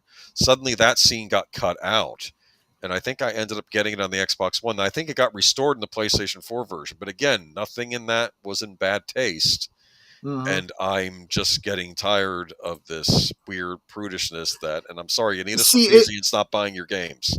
It's kind of funny because it used to be the ultra conservative religious right that was puritanical about this kind of stuff. Now it's the knee jerk left postmodernists, it seems like. I just don't get it. Just take the costume out then and replace it with a different costume. Don't do this horrible censorship. Or how about leave it alone? Don't want it, don't buy the game. Let everyone else do what they want to do. I'm sick of people trying to control other people. This is an adult character in this game. The costume is not in bad taste. I'm just done. Scene wasn't. Yeah, what happened to a woman has a right to choose and express herself and all that kind of stuff? You're correct, Matanui. I think there was a lens flare. I think there was a lens. I don't remember now. Yeah, I think you're right. They did add a lens flare, and then they fixed it later. They added a lens flare so you couldn't see what the woman looked like. Okay, so I guess they were just trying to emulate J.J. Abrams. Anyway, moving on. I'm sorry, he's really about the lens. There was lens filler all over Force Awakens when that came out. Remember? He did the same thing in Star Trek too. Yes. Long-awaited Batman director's cut gets devastating release update. Yeah. This is really upsetting a lot of fans because it's like, look, you did the Snyder cut, you did the Donner cut, you do the this cut, you do the that cut. Look, people are willing to pay for it. Do you not like money? What is wrong with you? Following the release, this is from Movie Web. Following the release of Zack Snyder's Justice League, DC fans have been on a warpath demanding that Warner Brothers release the original cuts of past DC movies, along with David Ayer's version of Suicide Squad. Joel Schumacher's original cut of Batman Forever was another centerpiece for the campaign. Fans nearly got their way as the original cut was set to screen at the end of May, but like Bane breaking Batman's body, Warner Brothers had broken fan spirits by canceling the screening. A screening of Batman Forever, the Schumacher cut, was set to take place at Cinephile Video in Los Angeles on May 29th, organized by the YouTube channel 1995 Batman. However, the channel recently published an update saying that the screening had been canceled by Warner Brothers. Some unfortunate news came today as the Schumacher cut screening in LA was canceled. The update began. The local theater Cinephile Video received a cease and desist from Warner Brothers after circulation of the screening made national headlines. In Batman Forever, Val Kilmer had the difficult task of replacing fan favorite Michael Keaton. Yeah, I know that. Okay. According to the Post, Cinephile Video wouldn't have made any money from the screening. This was a free screening, but the public attention on the event caused Warner Brothers to step in regardless. The management did the best they could, but they had no way to fight it and had to cancel the screening and continue. The theater weren't making money off the show, showing the work print, but it's clear that Warner Brothers saw things a bit different. I'm gutted. Thankfully, the event was still 5 days out. An 11th hour cancellation would be a lot worse. Yeah, I don't know. This looks particularly bad in light of the recent passing of Val Kilmer.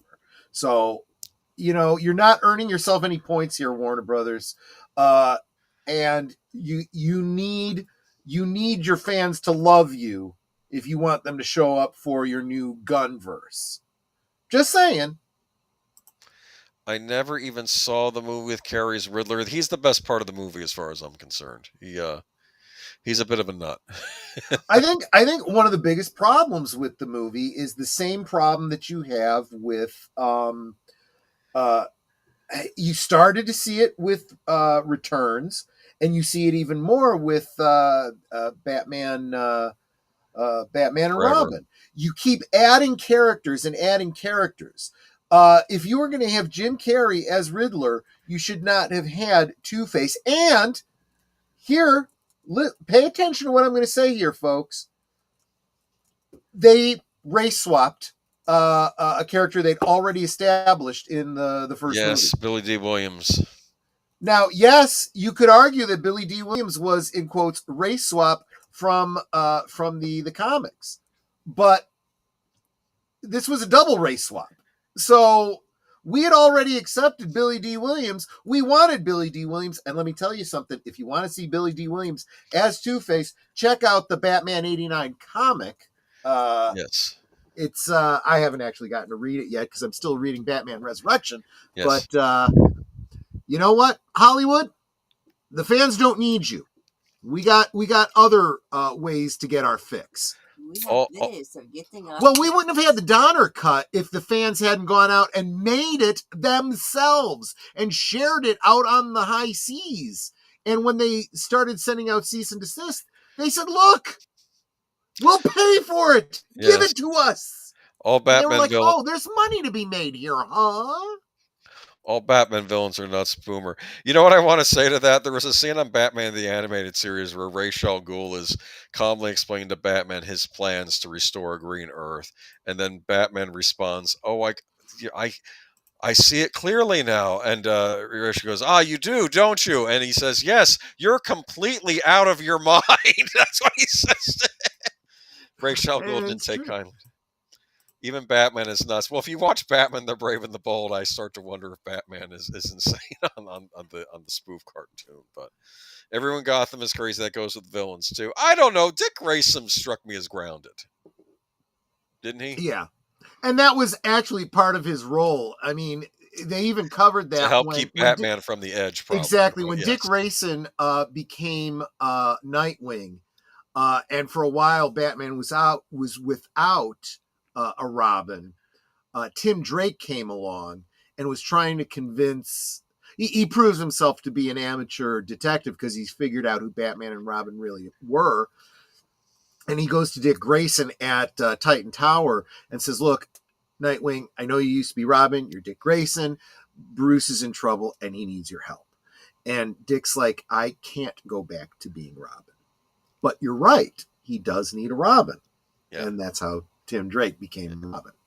Batman does not eat nachos. I'll take it your word. If you can't eat it in the Batmobile, it's going to be. It wasn't the case on the Batman animated series that came later, not the original Batman, the other Batman series. He would eat. Alfred made special nachos for him, but Grayson was nuts about his glutes. Yes, look, I don't know this whole thing about whether Batman's nuts or not. That's fine. You can. I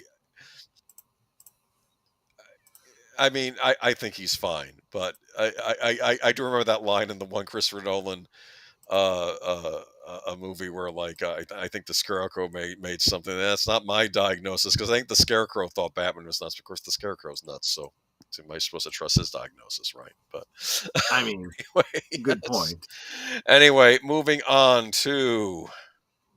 I like this one. Yeah, Ralph Macchio. This is a nice interview. I can't read the whole thing. But Ralph Macchio insisted that Karate Kid Legends delay its release until after Cobra Kai. I'm going to take that part of the interview from it's from. So this is an interviewer. And based on your first scene with Jackie and the Coda, I assume that you killed two birds with one stone by shooting Karate Kid Legends Miyagi House scenes on Cobra Kai's Miyagi House set in Atlanta. But Legends actually rebuilt the house in Montreal. That's what I thought too when I see the trailer. I'm like, oh, that's the Miyagi house, right? That we had. By the way, I'll have to post this later. All of our references, by the way, listed below in the description. Check out the articles for yourself. I did want to mention in relation to this, I just saw 3 days ago a channel called the Mystical Kitchen. They have a series called Last Meals where they have different celebrities come and share and eat what they would choose if they knew it would be their last meal. And Ralph Macchio has a meal that, let me tell you, the kid's got good taste. I mean, it's very clear he's paisano. So I mean, I need to guess. Papecchio was on the list. Well, he had a pasta olio aglio with a fish topping. I don't know what that is, but I want it. Okay. Yeah, that's good stuff. It's a multi, and I'm sure he wouldn't eat the whole thing. He's just taking little bits of it. He's got a story behind each one about like there's and I'm gonna have to watch this video again and see if I can kind of guess how the dish was made. It's like a fried moulignon. I don't know what eggplant parmesan. And I don't like eggplant parmesan. And the way he describes it and the way his grandmother made it, I'm like, I might be really willing to try that dish. Anyway, I've totally gotten off on a tangent. I will post the link to the video later on in down below to check out what Ralph Macchio would eat for his last meal. A lot of great stories there too about his time. Well, actually, he mentions a few things in promotion of this movie about his time as the Karate Kid and in Cobra Kai and whatnot, and a bunch of other movies you might have forgotten that he was in that he talks about too. So, yeah. But I did want to read this one quote of his. Uh-huh. So yeah, when I finished Cobra Kai, we had a wrap party the next day, and the following morning I was on a plane to Montreal. I stepped onto a running train, and it was the weirdest feeling. I literally was at someone else's house, but I kind of helped build the house. So it was interesting to do this full shift by leaving this family of 7 years time, since 65 episodes, which is kind of unheard of today, certainly in the streaming world. And then I was stepping onto a big screen movie that I was part of, but wasn't settled into yet. So that transition was a bit of a challenge. Not that anyone made it difficult. I was just in my own head now that I was shifting gears in a story just 3 years later. Think about this.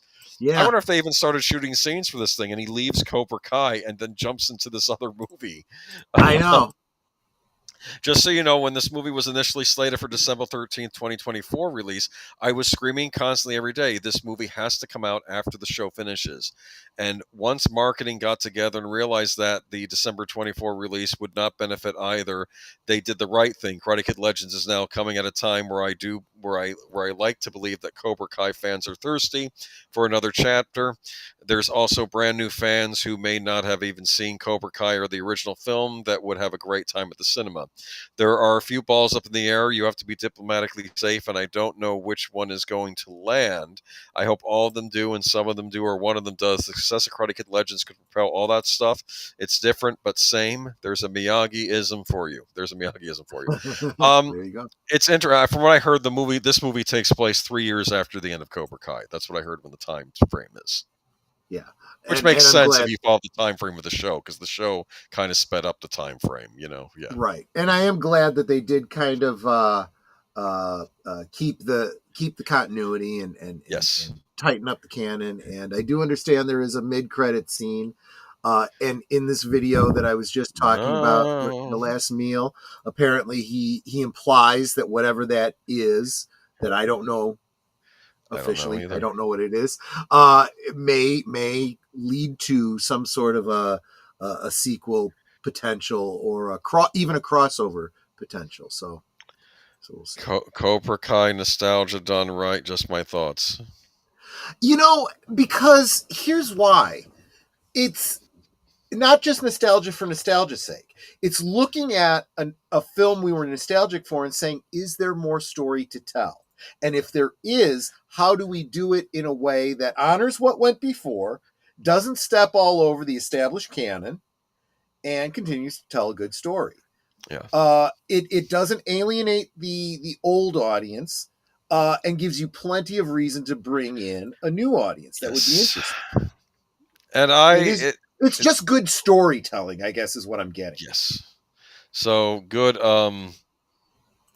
Yeah, I'm looking forward to seeing Karate Kid Legends. I will try to catch it. I think it's already out in theaters, but I have to catch the next Mission Impossible, and I have to catch this. I do, like I told you, though, my sister to get me a 3-month use anytime card for the cinema, so I will be using that. Nice. Well, you know what you need to start doing then, Boomer? Doing the mystery night at the movies and going on to. Well, there's that. You go, you see a movie, you review it on Criticless, right? And you create a video here. And start doing movie reviews. Well, we'll see. Maybe I will do that. There you go.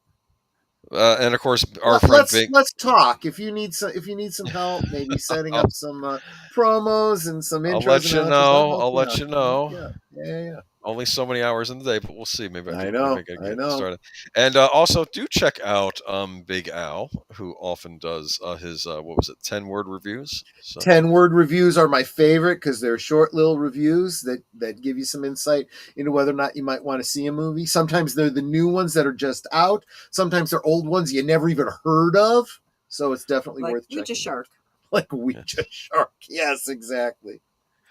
All right, another theater collapse. Yikes. Okay, so when I saw this, there was 2 things that jumped out at me. One, it's a very dangerous, possibly deadly situation while people are watching Final Destination Bloodlines. So that's one thing that stands out. They might have thought it was part of the movie.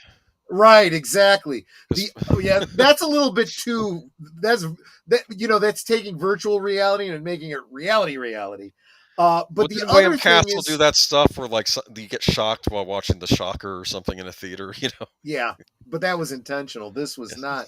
The other thing is that we had just, I don't know, a couple months ago, we did an article about a ceiling collapse in a cinema during the Captain America movie. And I'm like, okay, if I had a nickel for every time a ceiling collapsed in a cinema during a premiere of a movie, well, yes, I would only have 10 cents, but it's pretty amazing it's happened twice. Yes. Only twice.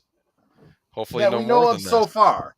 You know what? I'll say, though, I'm starting to think that these kinds of things might happen more often if people don't start taking care of the infrastructure of their buildings.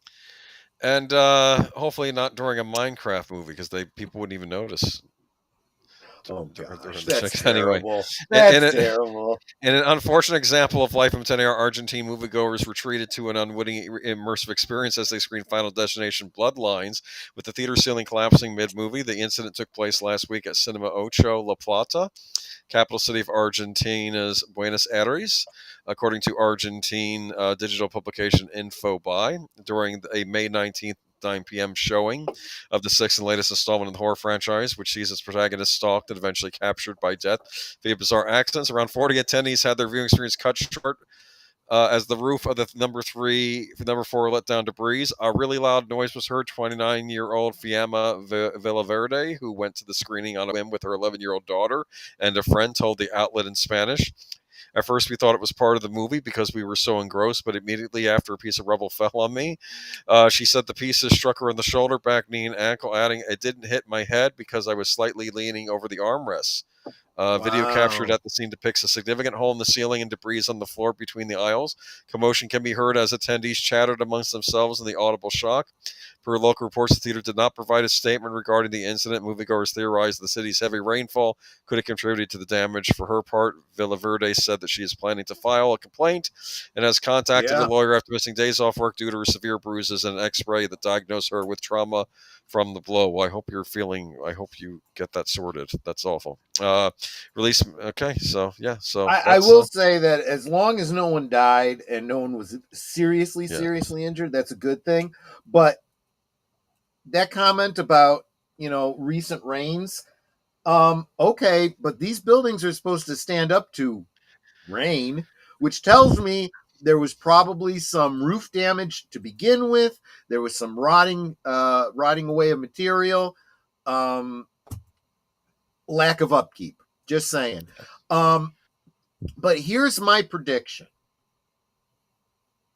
It may not happen. Maybe the movie company has better taste than this. But I'm expecting a sequel now to the Final Destination series in general, kind of the way not Friday the 13th, Nightmare on Elm Street did with Wes Craven's New Nightmare that cast the characters or the actors as themselves. Like it had Robert Englund as Robert Englund in the movie and stuff like that. Yeah. I predict that they're going to do a sequel that does that, blur the line between the real world and the fictional world. Maybe. And maybe they will they'll base it on, they will go reach out to the people that survived this event and say, we want to do characters based on you, and we want to say that you survived, and now the Final Destination's happening in the real world to your characters based on you. What do you think? They could do that. It'd be funny to see it from the other side. Yeah. And then in all of your marketing, you point to the actual event of this thing happening. And the movie could start with people watching one of these movies and the ceiling collapsing on them. Anyway. Well, I would, if I was them, I would reach out and say, use the actual news footage of the actual event, at the opening of your show. I think that's what the new Scream movie is going to do. Oy vey. Scream. Oh, welcome Midnight's Edge After Dark, actually. Wow, Tom, good to see you. Good to see you. But, thanks so much for being here. Man, it's awesome to see you here, my friend. It's good. Sorry I missed the member stream that you guys did earlier. I just busy. Just glad to support. So dealing with technical issues too. But yeah, look. That's great. So I got a full disclosure. I don't see the slideshow that Boomer puts together before we go live. So these kinds of things are a surprise to me. And oh my God, is that a knife? That's a switchblade. I don't know what this is or where you got it I'm from. expecting Grover's going to say you disrespected the family. Oh my gosh, that's an AK in Cookie Monster's There hand. you go, Dude.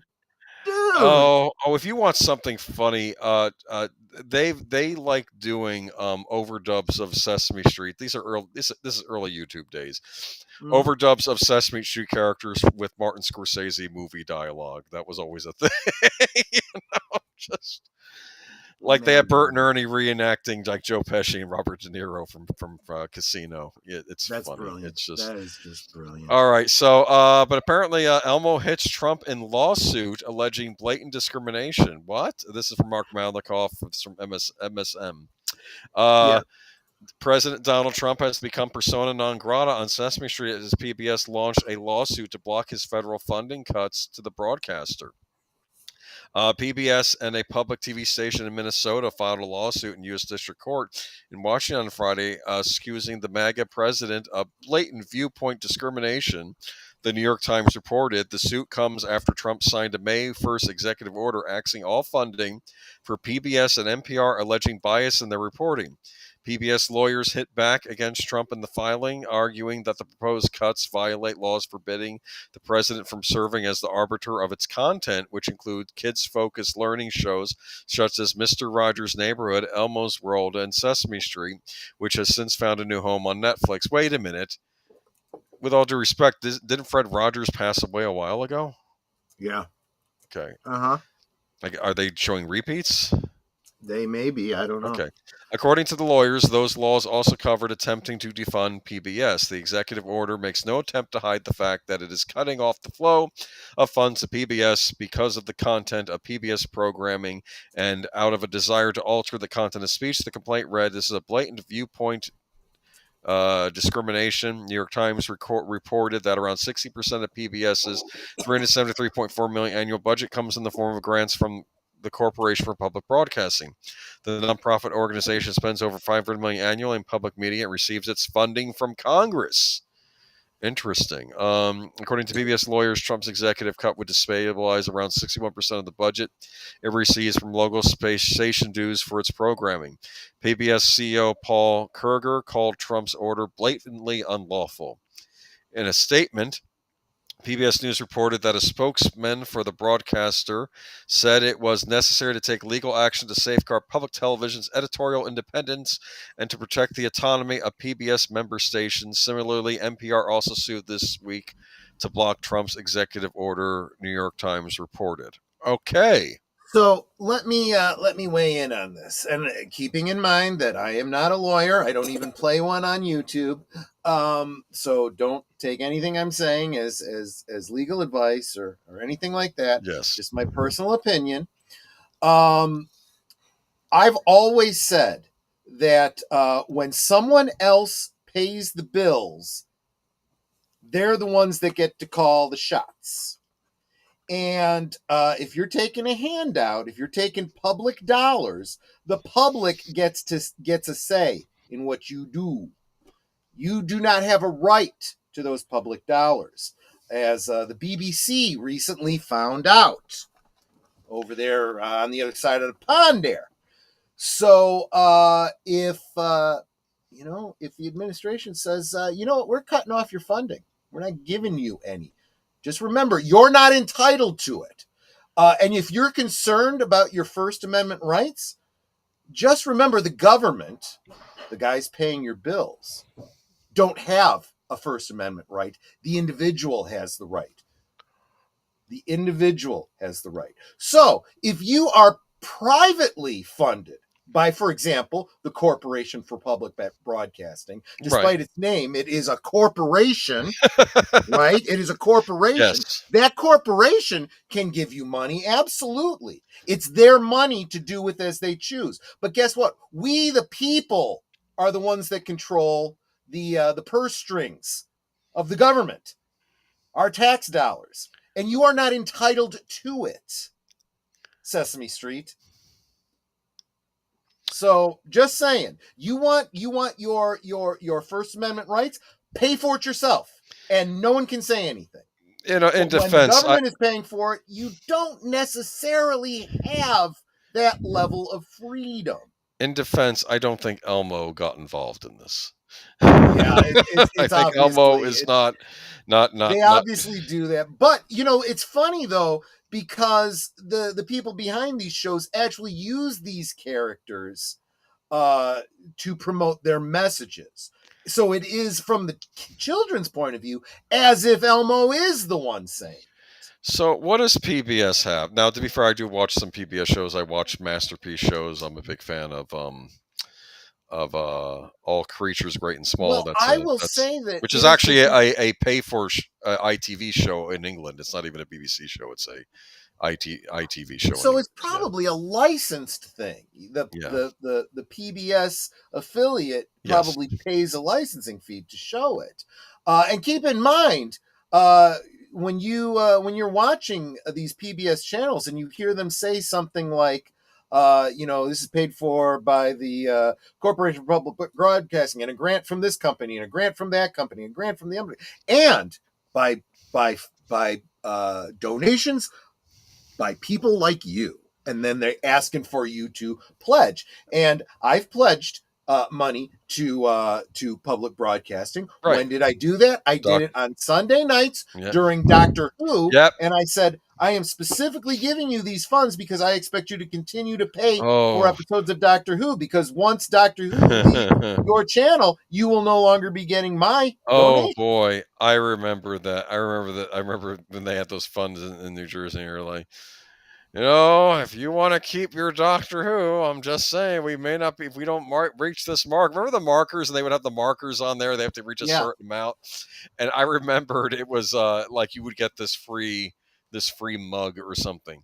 But again, I think what basically the complaint is their editorial or their news about how they report the news, and maybe there's bias in the news, and there actually shouldn't, especially PBS. That should be the most unbiased out there. They shouldn't be taking a POV of either left or right in the reporting. They should just be trying to get to the truth.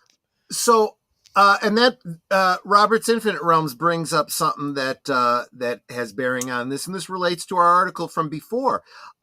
So actually, they were owned, they literally were bought by HBO, so they no longer belonged. If I'm understanding the legalities and the ownership, HBO had purchased Sesame Street from PBS. And a lot of people were kind of freaking out because, thank you. Because, it was no longer on PBS. It was now behind the paywall of HBO. Well, we just reported I think it was last week. Correct me if I'm wrong on that, Boomer. But I think it was just last week that Netflix has now bought Sesame Street from HBO. So it is now belonging to this is what I don't understand. Netflix has the rights to so this is this whole thing. Like, they can get the money for Sesame Street, even if this is what I was leading to. The person that pays for it is the one that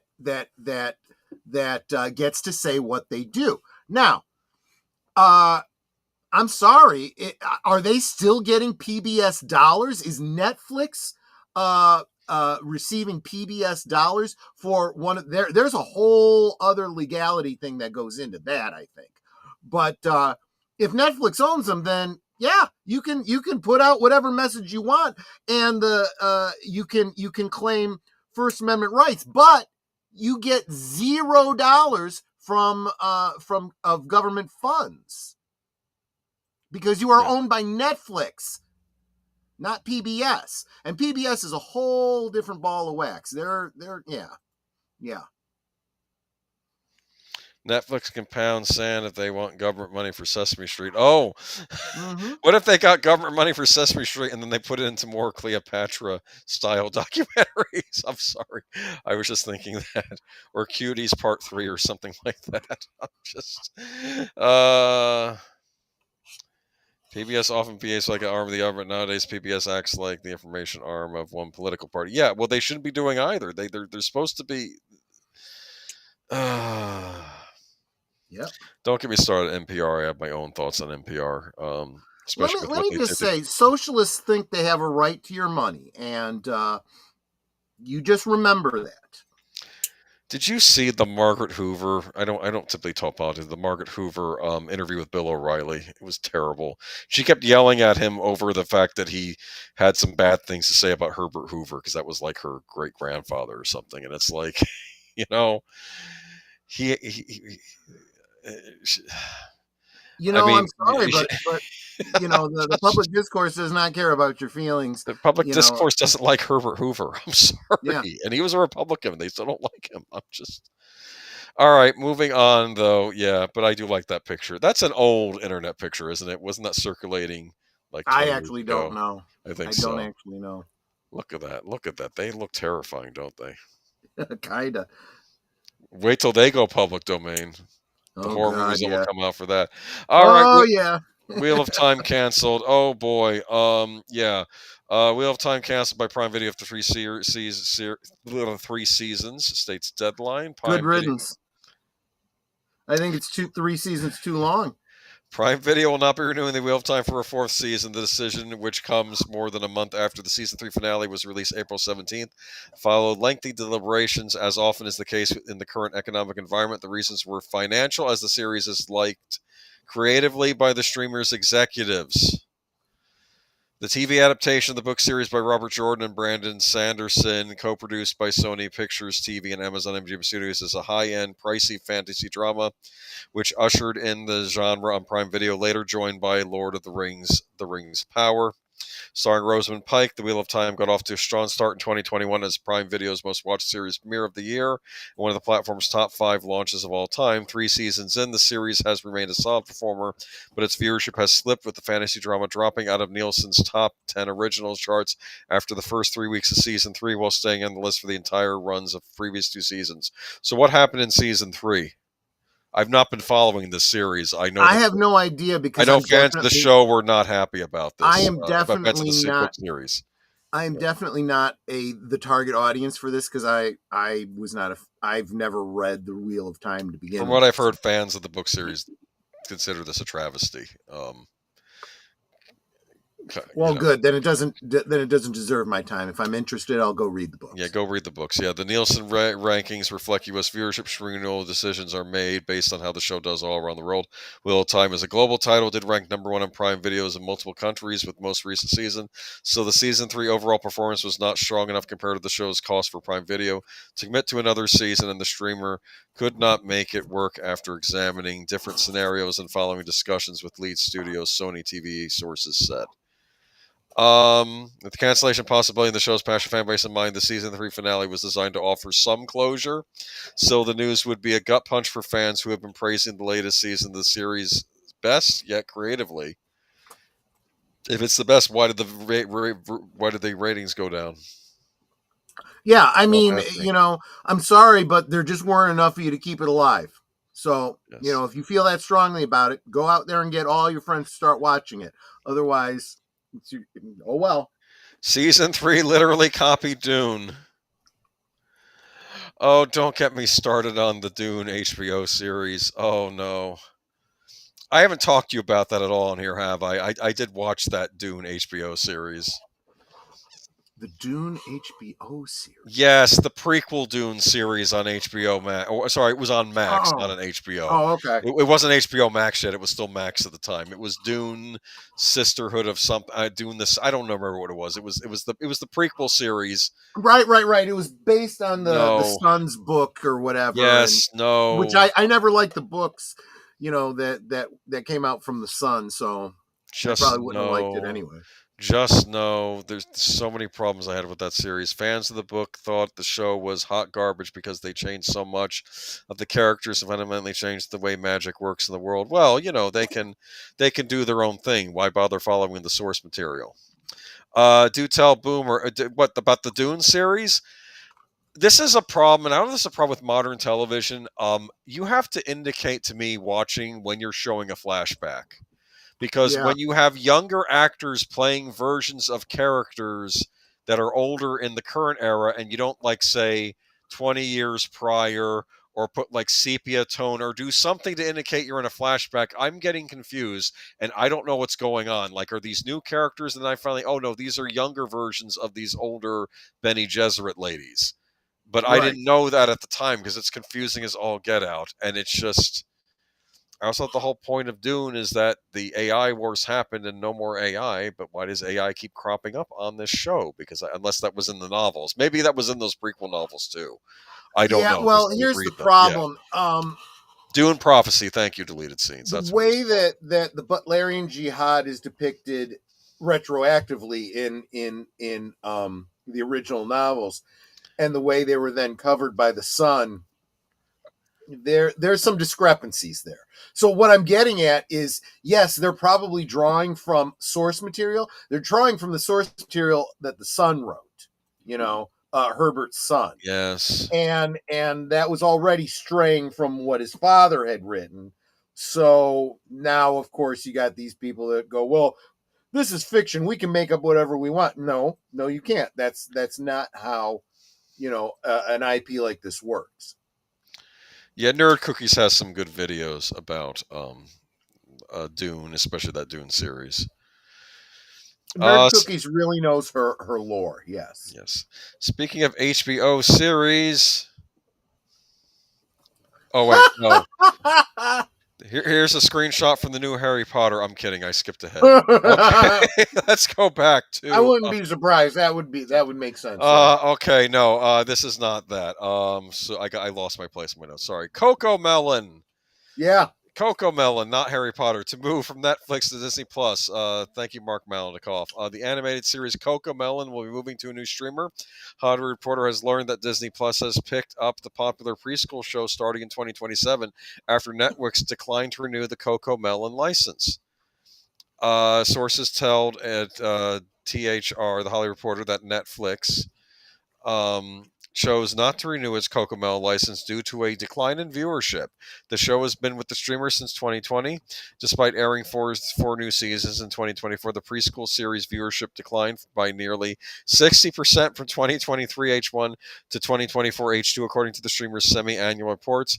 Netflix will continue to exclusively stream its spin-off Cocomel Lane as well as Blippi. You a Blippi fan? I don't even know what that is. I don't know what it is either. I'm going to tell you something though.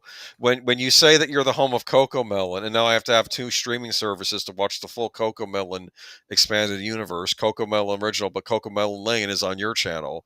I'm kind of at a loss now. This is really frustrating. If your kids want to see Coco Melon, you got to see Coco Melon. Parents have to make some decisions there. You were bringing this up because you think this relates back to the Sesame Street. Netflix now has Sesame Street because they're trying to trade up to Sesame Street and dump this Coco Melon, which I guess people have been saying literally rots children's minds or attention spans. So there's a lot of parents that think this is yes. brain rotting, but yes, it's also, it was very popular for a while, and it's kind of, from what I understand, its popularity is waning, and it really sounds like, and who's buying it but Disney? Why are you buying it, Disney? What value do you think it has? It's like going to the farmer's market and buying all the stuff that's about to go bad for cheap. This is to prop up their company in front of investors. Say, look, we now have exclusive the Coco Melon, and the investors are like, oh, well, that's good. I heard of that, and they don't realize that this isn't popular anymore. That's probably what. That's how you know that these investors are dumb. They don't know what they're investing in. Well, they're still investing in Disney. Yeah, they should know better. If you like losing your money, keep giving it to Disney. Okay. So, speaking of HBO, not really, but we're moving on to it anyway. Boo! Boo! I'm going to start a hate campaign, especially against that redheaded kid. I'm sorry. Harass them on social media, send bad things. I'm kidding, of course. These are children. Leave them alone. Apparently, they're getting hate online already. Huh. Will you chill out? These are child actors, and don't do anything to them. Leave them alone. It's like, Yeah. But there's Hermione. We used to call Hermione when I read the books because I didn't know how to pronounce Hermione. That's what would happen in the old days, and we would read books and not know how to pronounce names. We would come up with the pronunciations ourselves. Like that Greek character Persephone? Persephone, yeah. And there's Ronald Woozleby. That's a joke from the books, actually. I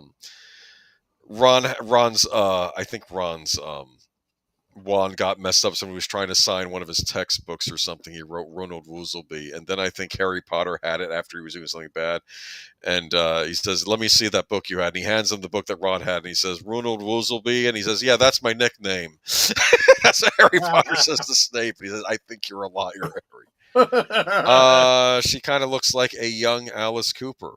Well, she has the long hair. Yes, I think they look fine. I think they look like the characters are supposed to. I mean, Hermione's not descriptive, except the fact she has what is it? I think she's just described as having frizzy hair. Yes, so it's fine. I wish these actors well, and hopefully they don't develop psychological issues from having to work on the show. The thing that makes this even close to being newsworthy is these things don't happen in a vacuum, right?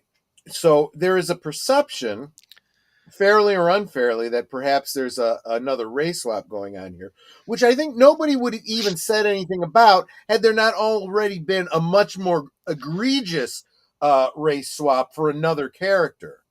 There's a wonderful YouTuber, I'm afraid I don't know her name of her channel, but she talks about children's stories, and she was making a mention that, she had an issue with the Snape casting, but not with Hermione. Hermione you can cast anyway, because lots of women of many ethnicities and cultural backgrounds would fit that description of Hermione, so you can pretty much cast her how you like. Yes.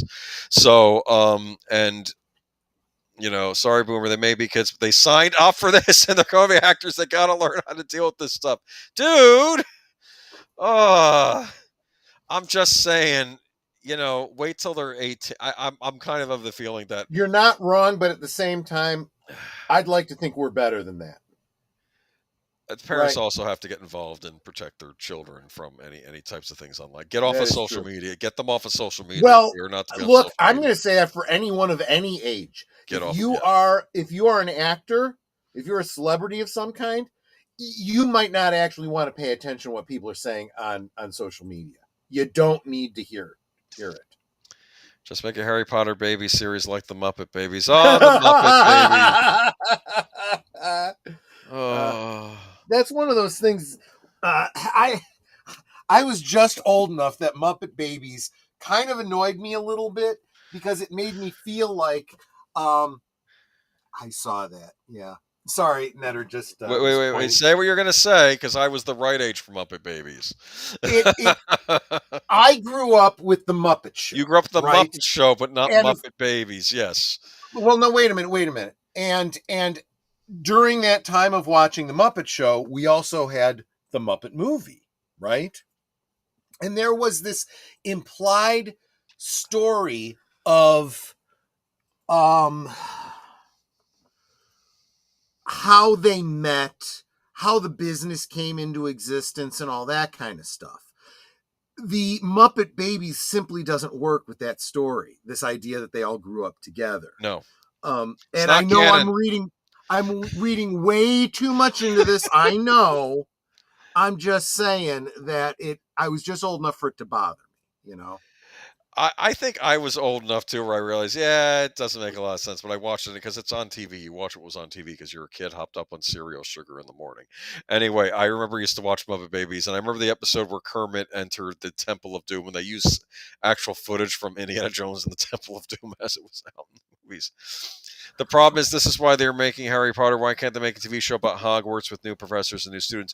Do you know what I thought they could have done? They could have maybe set a story in the world of Hogwarts Legacy. That was the 1800s Hogwarts. That might have been interesting. There's a lot of stories they could be telling. So the original reason that fans would have accepted, and they said this specifically, is if they were going back to retell the stories of the books completely, instead of, trying to squeeze it into 2 hours and cutting so much out. Peeves. Yeah. Had better be on the show. He was one of my favorite characters in the books, and he's not. There was a lot.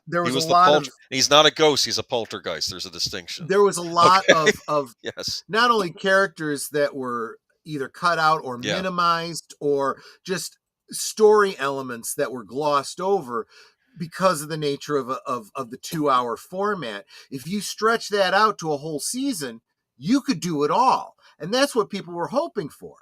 But if you're going to, start doing stunt casting, and I'm not even really talking about Hermione, I'm talking about Snape.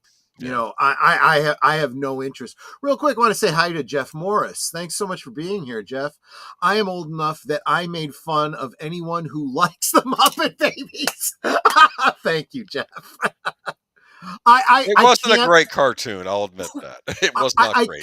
I can't go that far, Jeff, because my brother liked Muppet Babies, and he was in the right age range, relatively speaking. I think I was of the opinion it's autistic, so. True. That is true. Yes. It wasn't bad enough to make me change the channel. That's how I saw Muppet Babies. In my house, if my brother was watching it and paying attention to it, you just leave it alone, let it play, and ignore it. But I think did Jim Henson voice Kermit on that? They probably got a different guy to voice him, didn't they? I think it was something else, yeah. Because they all were also pitched up a little bit because they were younger. The Harry Potter series. Decided I was going to pass on that after the obnoxious wish. It's exactly what I was saying, Sin. So stupid. It's like they're just trolling us at this point. Well, and honestly, we were just saying that the Hermione casting is, she's a cute girl. I think I don't know what race she is. Is she not white? Is she something else? I don't know that it matters because the books, like I said, don't really. I don't remember them ever saying that Hermione was like, they did with Snape. With Snape, he had a clear description. That's what the issue is. Yeah, and plus, it's also the issue how he's not a very likable character too. And I don't know. There's also people that have strong feelings about the casting for the original, and it's like, if it's not them, it's got to be someone that looks like them and stuff.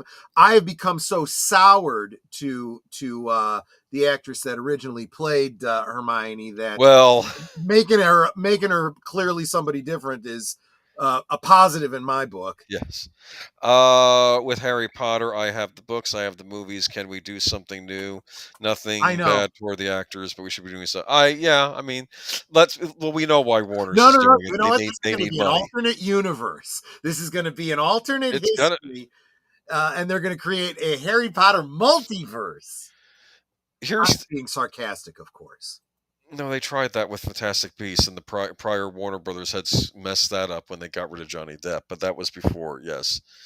Right. Anyway, so here we go. But Ezra Miller always screws up these multiverse movies, so what are you going to do? So let's move on to the final and most important story of the night. And as I recall way back at the beginning, Big Al said this is a product he's very interested in. Sydney Sweeney is selling her used bathwater in a limited edition Dr. Swatch soap collaboration, parentheses, yes, really, from E! Online. Sydney Sweeney just made fan fantasies a reality, literally. The Euphoria star teams up with Dr. Squatch to create a limited edition bar soap called Bathwater Bliss, made with actual droplets from her famous bubble bath ad. Yes, you read that right. Her bathwater is now part of a soap you can actually buy. The soap isn't just a gimmick. It's crafted with exfoliating sand, pine bark extract, and a splash of Sydney's signature suds, decides to channel two of the best places on earth, the great outdoors and Sydney Sweeney's bathtub. According to the brand, only 5,000 bars will be available starting Friday, June 6th at noon Eastern Standard Time. So it's a must-have for Rabbit fans and skincare lovers alike. Yeah, she was saying that she wants the soap made for all the dirty boys out there. And I'm thinking, oh, please, she says that in the commercial. Okay, so It's a lark. It's a lark. I'm not. It absolutely is. It's a gimmick. I think what really hurts it or helps it, I don't know, is that immediately when you hear some girl is selling her bathwater in any form, they immediately think of that, what's Bella Delphine. Yes, I think that was the person's name. Yes, and she was literally selling vials of her actual bathwater. This, what do they say? Droplets of her bathwater. And when they say bathwater, what does that really mean? Water that she got into a tub and actually washed herself, or did she just go and fill up a bathtub and said, well, this is my bathtub and all she has to do is dip her pinky in. There you go. Yeah, I mean, exactly. And when it's just a few drops of water, I mean, and how soap, well, maybe you don't know how soap is made, but if water is being used to make this soap, that water gets boiled.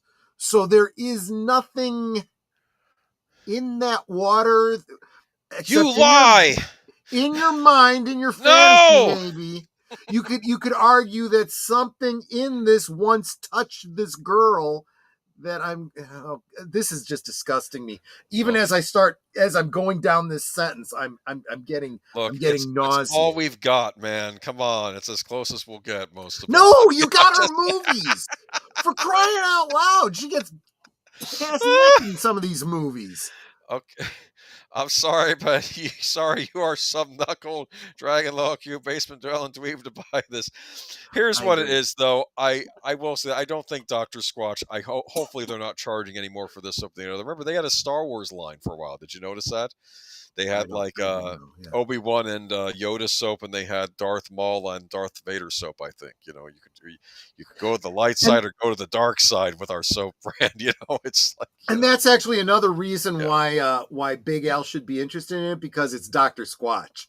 I suspect he is a fan of that particular brand Bigfoot, to begin with. It's all the Bigfoot references in this. Exactly right. This is a goof. This is why it's. I think it's just a goof. I don't think it's her actually selling her bathwater on eBay for like $100 a jar or $500. No, it's just them. They're making a joke. Not that. It's a joke. It absolutely is. In fact, I have more respect for this marketing than that stupid goop candle thing. That, don't. Pepper Potts was doing. Yeah, Gwyneth Paltrow. Yes. I don't even want to bring that up on the stream. As I said, it's a family stream. Well, exactly. Anyway, looking forward to Sydney Sweeney's Outrun movie, which, I mean, it's a game where you drive around like America. Dude, I am curious because this actually could be something good. I think they've got a place to go with this. She really should be in the movie. I think she's nuts if she's not. I don't know. The more control she has in it, the better it is for her investment. Yes. And look, I don't fault this girl. She's got a great business sense. For one thing, we have mentioned her on this show a number of times, saying that when it comes to things like politics or anything controversial, she keeps her mouth shut. Yes. Why? Because she likes making money. And she likes being popular. And she likes being a movie star. She's doing all the right things. Good for her. And now we're talking about her producing films. We're producing a film that the most we can say about it is it's based on a video game that has no story. All that means is they could do just about anything with it. Look at what they did with Minecraft, for F's sake. But I don't even think you're racing. Like, if it was at least a racing game, it could be a racing-themed movie. Like, this is the which maybe is what they'll do. It's Michael Bay, right? He's involved. So they do have to be careful. Nice cars. Yeah, They do have to be careful that they don't end up making it into a Fast and the Furious. No, they can, because Fast and the Furious is not really about car racing anymore. It's about espionage and going into space and whatnot. And I'm just, oh my god, Jason Momoa wanting to destroy Rome or something while he's trying to get at Vin Diesel. It's so ridiculous. Hey, Dr. Squash makes very good soap. That's the only soap I use. And their deodorant. Okay. Well, like I said. So again, I am not saying anything against Dr. Squatch. In fact, I'm saying this is kind of a genius marketing, or at least let me rephrase that. It is decent marketing if it results in big sales. Yes. You know, I don't like it. I would not buy this particular product from them, but if it does well for them, good on them, and good on her if it makes her a lot of money. Yeah, but here's the thing. Taking on Gran Turismo formula, not a bad template. Here's the thing. The Gran Turismo movie was actually very interesting because that really was based on a true story. They actually did hold a tournament for Gran Turismo players, which is a very realistic racing sim on PlayStation consoles, right? And this one kid that, this one teenager, or like maybe he's like 18 or whatever, he finally becomes the finalist and gets to actually train to be a real race car driver in I guess Le Mans, right? I think that's what it was, and it's about him actually having to become a real race car driver, and about how he learned how to be a race car driver at first by just doing this very realistic racing sim, and then having to be a race car driver for real. It's got Orlando Bloom in it. I think, what was it? David Hayter, the guy from Stranger Things, he's in it as well. It's a good movie. It's a true story too. You know, it's yeah. She does have nice collarbones. Yes, she does. I suppose she does. They need to do that Barbarella remake. Apparently, Edgar Wright. There's a rumor he's going to do a Barbarella remake, and that they're eyeing Sydney Sweeney to be a Barbarella. That would be funny, actually. All right. You know, if they really want to make it a huge success, they'll probably have to make it rated R. Yeah. And they do the actual costume in the style that what's her name wore. In other words, full on, clear plexiglass bra. There you go. If you do that, and you don't shy away from the, you know, the adultish, I don't want to say adult, like, you know, R-rated, the R-rated elements of it, then you will have a huge success on your hands. If you tone it down and look, and I'm thinking someone that's willing to market bathwater, you know, and has previously done nudity in films, should not have a problem with the plexiglass bra. Just saying. So it actually has a production company that purchased the film rights to Barbarella. Oh, that's interesting. That's smart. Interesting. If she wants to make lots and lots of money, hire Edgar Wright. I think he'd be a good director for it. Yes. Right. This girl is sharp. She knows what she's doing. That's it for Geeky Geezers. I feel sad, but it's late. Anyway, what do you have going on? Anything going on tonight with reserved seats? No, there is no reserved seats tonight. Right. Otherwise, I would be forwarding you. All right. Welcome, Space Fraggle. Good to see you, Troy. The Full Monty. Yeah. There you go. No, not the Full Monty. That was dudes. Anyway. No, but see, now in the modern age, they can race swap, or they can gender race swap it. They did. The movie was called Calendar Girls. Do you remember that one? Was Judi Dench in it and Helen Mirren? I do. That was a good movie. Anyway, it was salacious in a very tasteful way. I like that movie. So tomorrow night on your channel, I believe. Oh well, first you're doing Liquid Lunch, right?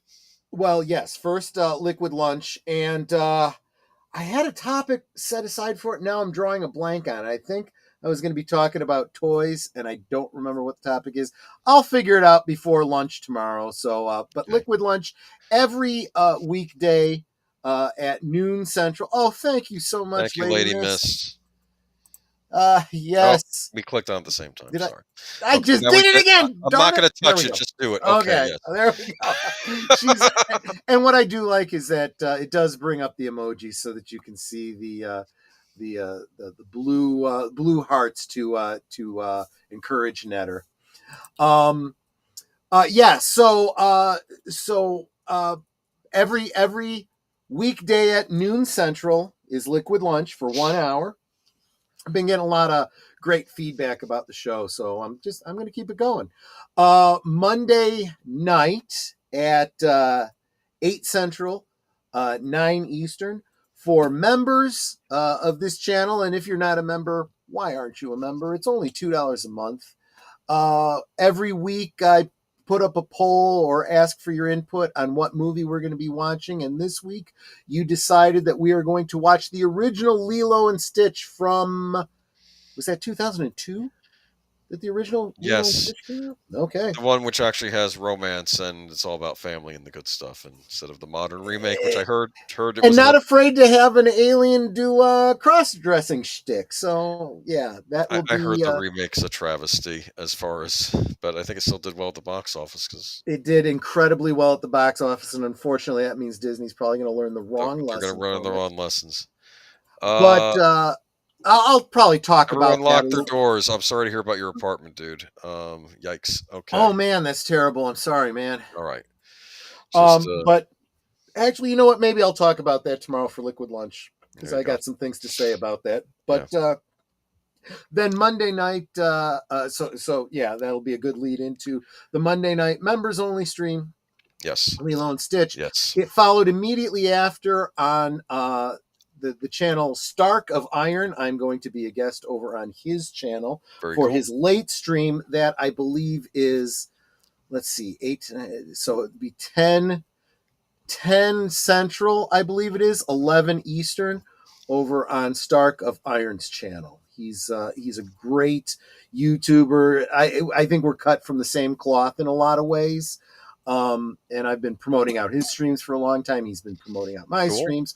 So I'm going to be on his channel on Monday, which brings us to Tuesday, when you and me and Netter and Deleted Scenes over on his channel for Live from Sparkwood in 21.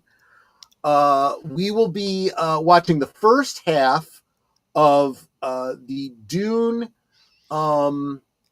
What's Spice Runners or Spice? The Spice Divers cut. Spice Divers. Okay. So we're going to split it up into 2 weeks. We're going to watch half of it on Tuesday, and then the other half the following Tuesday. Okay.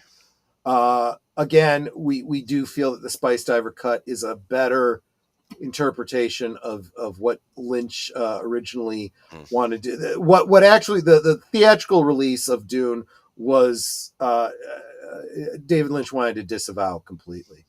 And again, because Live from Sparkwood in 21 is a show focused on David Lynch and his work, we want to, that's the way we want to go with that. So that'll be Tuesday at, I believe, 7:30, right after Deleted Scenes, super secret movie show that he does. As soon as that's over, come over to us. We'll watch the Spice Diver, and then immediately after that, the next episode of Blake 7 on my channel, and that is Tuesday. Wednesday. Nothing that I'm aware of on Wednesday. I haven't gotten any calls from Lord Doomcock. So no, I joke because I was just there as a fill-in that one day. Gotcha. And unless they need another guy to fill in someday in the future, but that's something to look forward to, perhaps. Thursday on. I'm waiting to hear back from a couple people.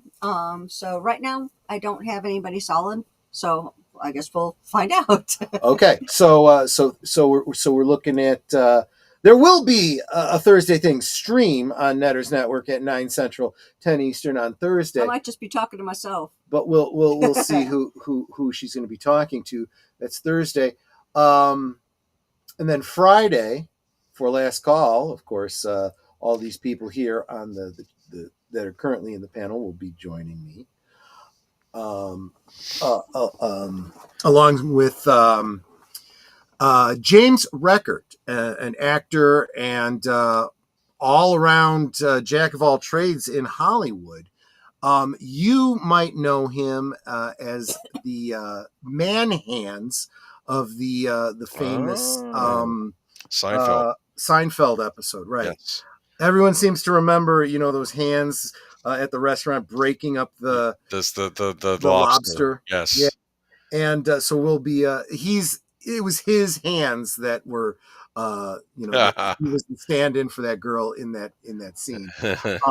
And we'll be talking to him about that and his work with Jerry Seinfeld, as well as his long history in Hollywood, working behind the camera in a lot of areas.